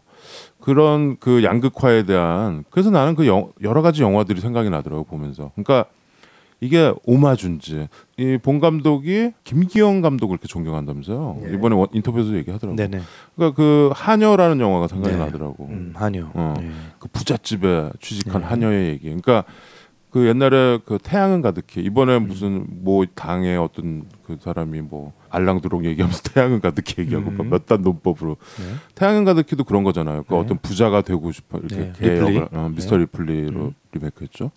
그런 어떤 부잣집을 본 그 황홀한 느낌 그리고 그거가 되고 싶어하는.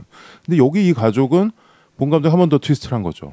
그걸 부러워하거나 그런 게 아니고 동경하고 그 사람들한테 주눅이 드는 게 아니고 그냥 우리는 우리고 걔네는 걔네고 거기에서 약간 그 트위스트가 자기가 기생충이라는 걸 별로 부끄러워하지 않는 거죠. 뭐 그러니까 기생충이라는 의식도 안 하는 것 같아요.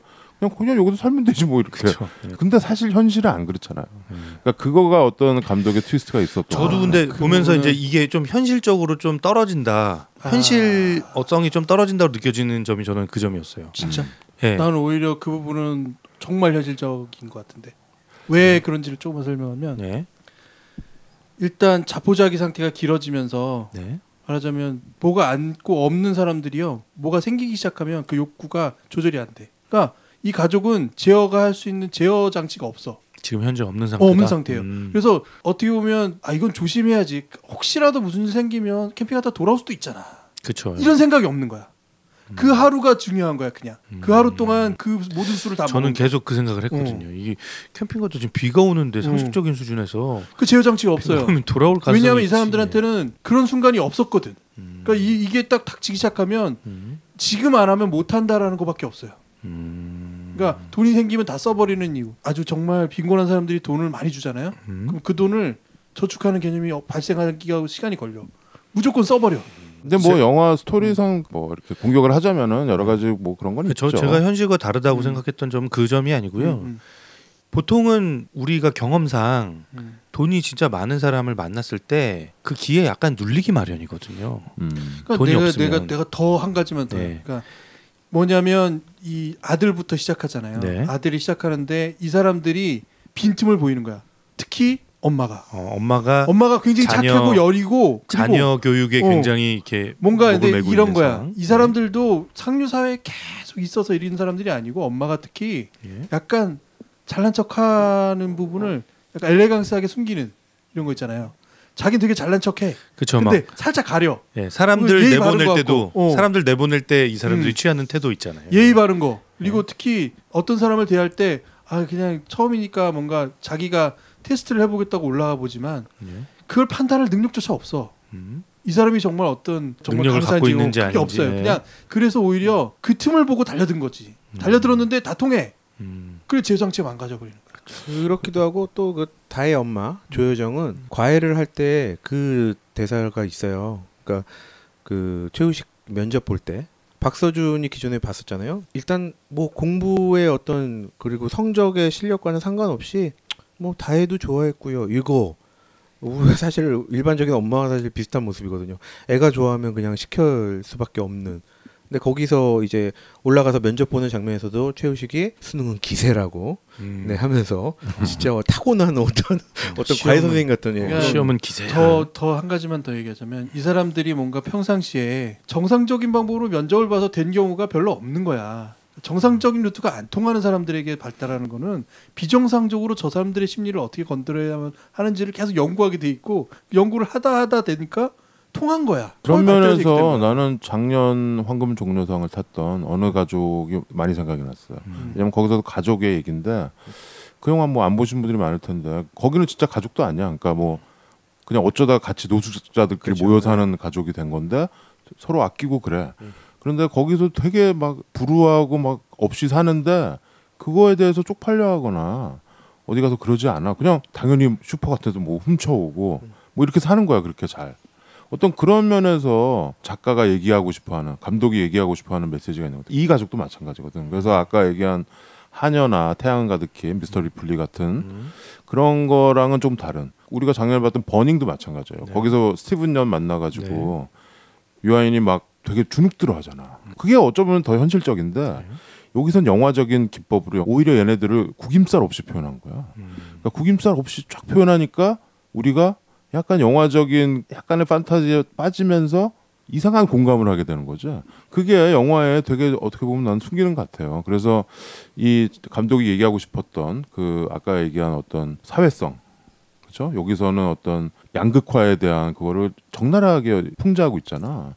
그래서 이 반지하에 사는 사람들한테 나는 냄새 그걸로 되게 어떤 혐오 이런 걸 조성하면서 송강호의 그 분노를 증폭시키고 막 그렇죠. 이런 것들이 있잖아요. 우리가 공감하잖아 거기에. 그렇죠. 정말 빈곤을 겪는 사람들이 기회를 만났을 때 하는 행동들은 이걸 캐치해냈다라는 부분은 중요한 모티브인 것 같아.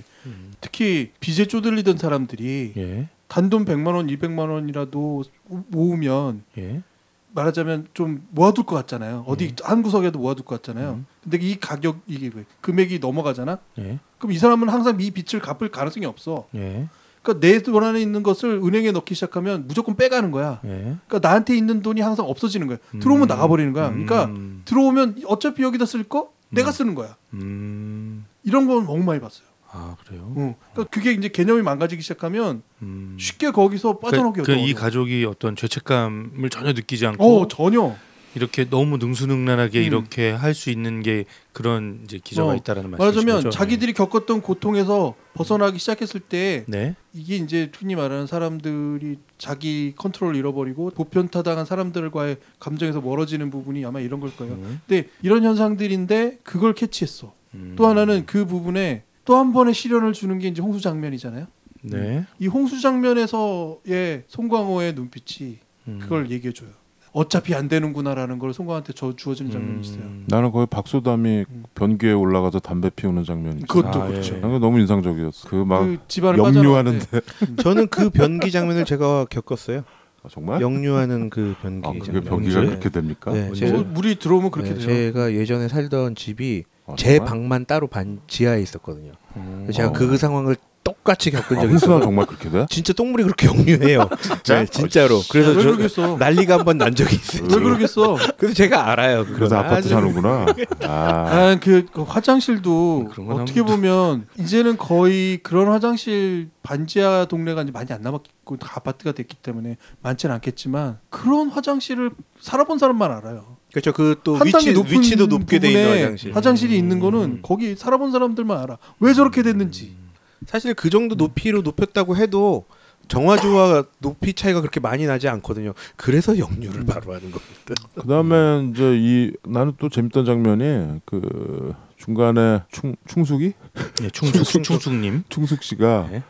그 리춘희 아나운서 그렇죠. 아나운서 흉내내는 아, 장면 그 나오지. 충숙 씨가 하는 게 아니고 아니 저기가 그 충숙 씨 아닌가? 이은정 국문광.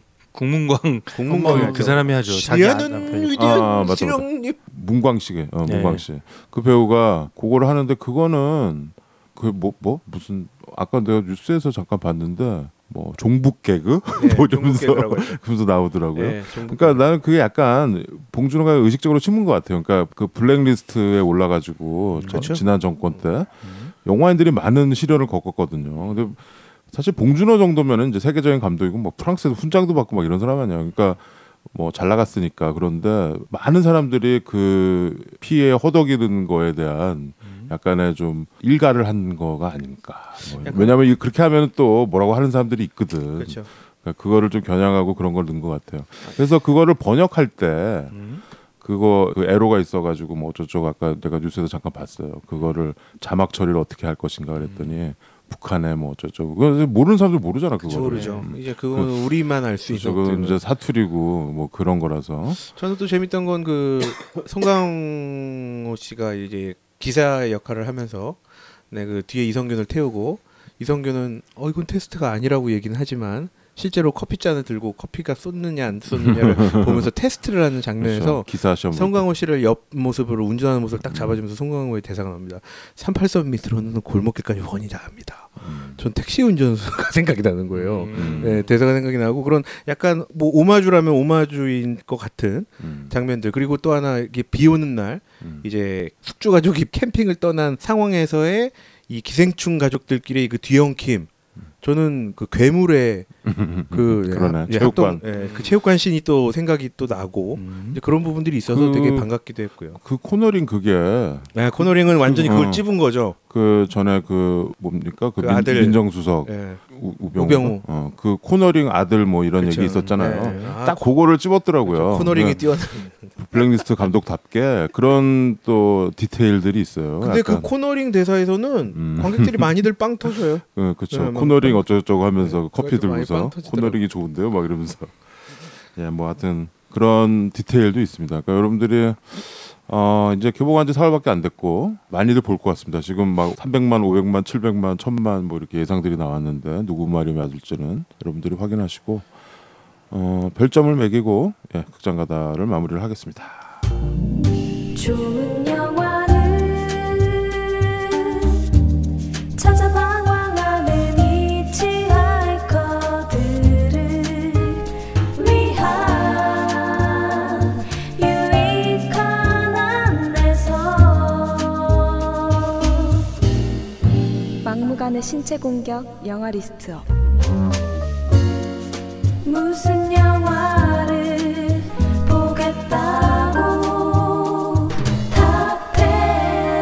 탑10 네, 무용부 별점 소개하겠습니다. 별 5개 적금 깨서라도 꼭 보셔야, 별 4개 커피값 아껴서라도 보셔야, 별 3개 보셔도 좋고 안 보셔도 좋고, 별 2개 누가 영화 보여주고 밥까지 사준다면야, 별 하나 이 영화 볼 돈으로 무용보 책 사주시기 바랍니다. 책. 자, 책 많이 사주시고요. 네. 진욱이부터. 네. 저는 뭐 아까도 말씀드렸지만 느끼고 많이 공감했던 부분도 있고 영화를 보고 진짜 정말 마지막 혼자 남을 때까지 일어나지 못했던 딱 그 순간에 제가 여태까지 이런 적은 없었던 것 같은데 극장 가다 이제 메모를 싹 하면서 보잖아요. 메모를 싹 보는데 정확히 아까 말씀드렸던 그 국문광 씨가 띵동 벨을 누르고 찾아온 순간부터는 제가 메모를 못 하겠더라고요.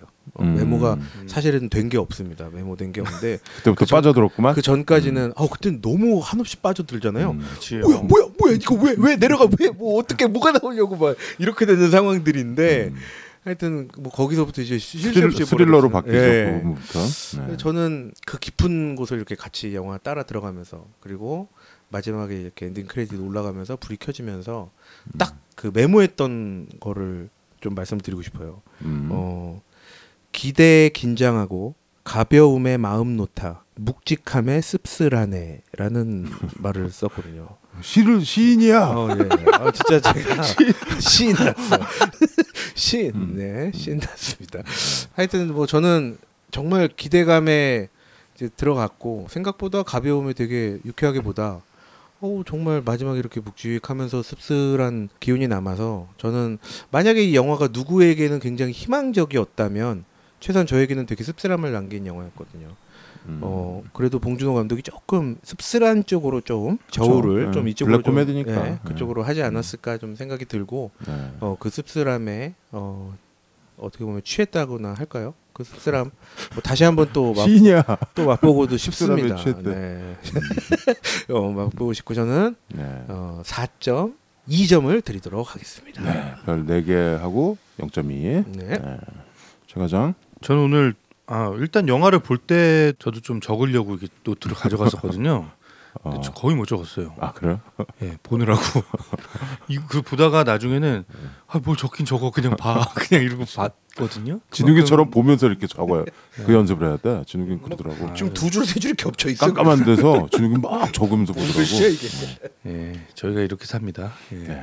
근데 이게 좀 시간이 좀 흘러야 평가가 좀 제대로 될 것 같은데 지금은 일단 이 영화가 황금종려상을 받았다는 그것만으로 너무 큰 후광 효과가 있어가지고 그러네요. 거기에 좀 제 감정이 좀 휩쓸려 있었던 것 같아요. 뭐 누구나 거기서 자유로울 수는 없죠.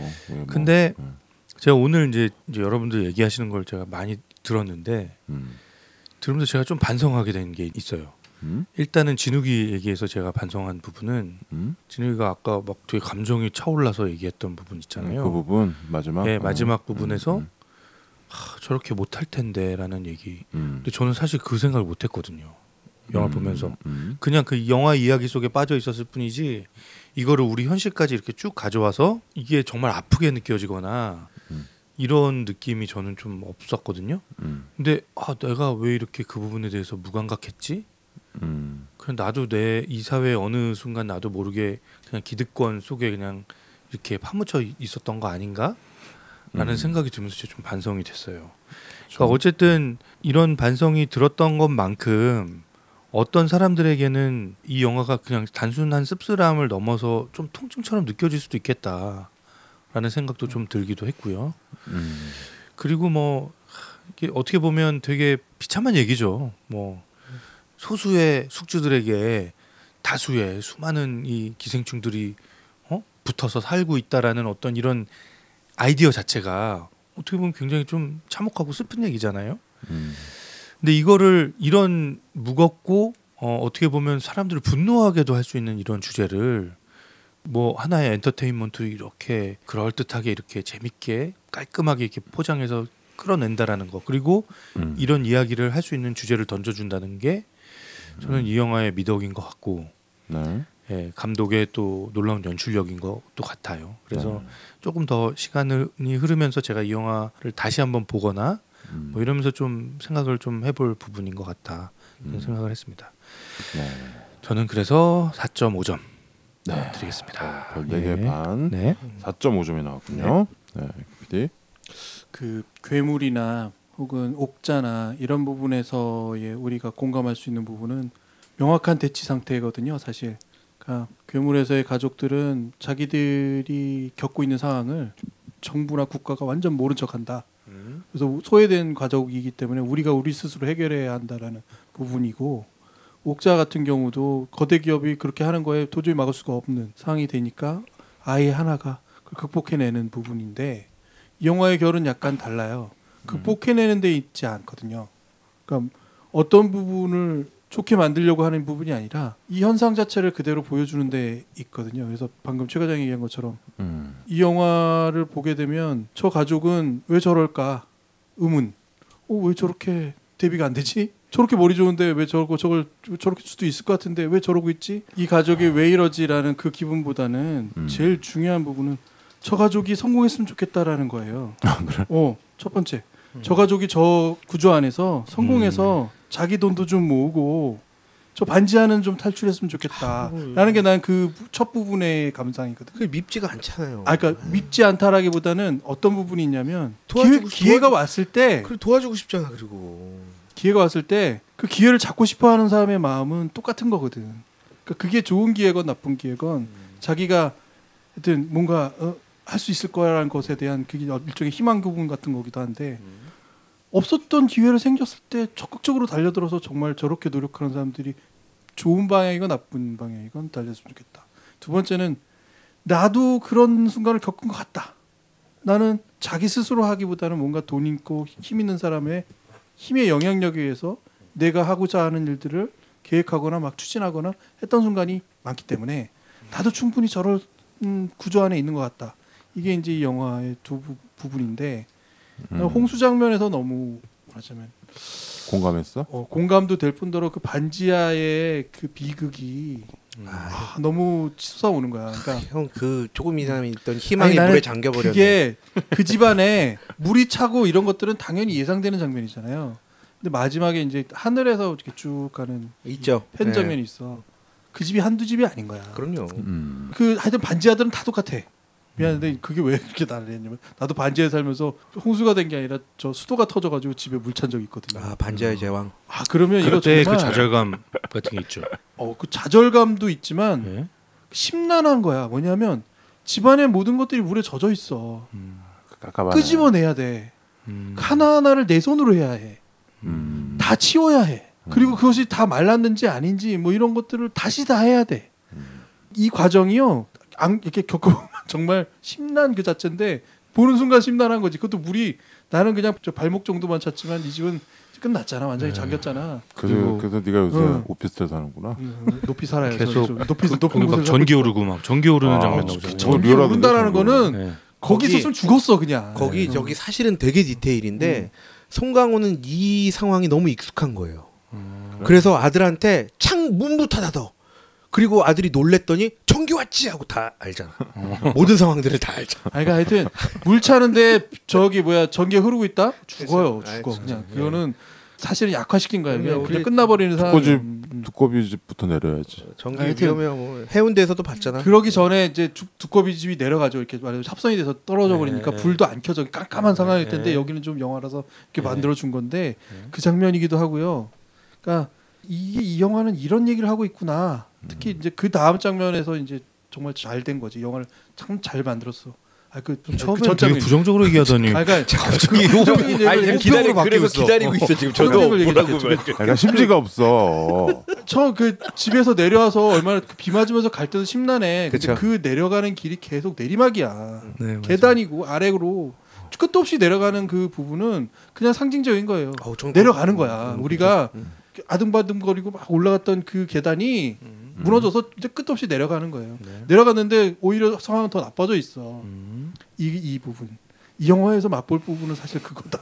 근데 이 영화는 상 받을 만한 했다라는 것에 대해서는 이견이 없어? 이견이 없다. 왜냐하면 이게 좋은 작용으로 뭐 이런 영화보다는 차라리 뭐 옥자 같은 영화에 상을 주지라는 게 사실은 나 같은 사람일 수도 있어요.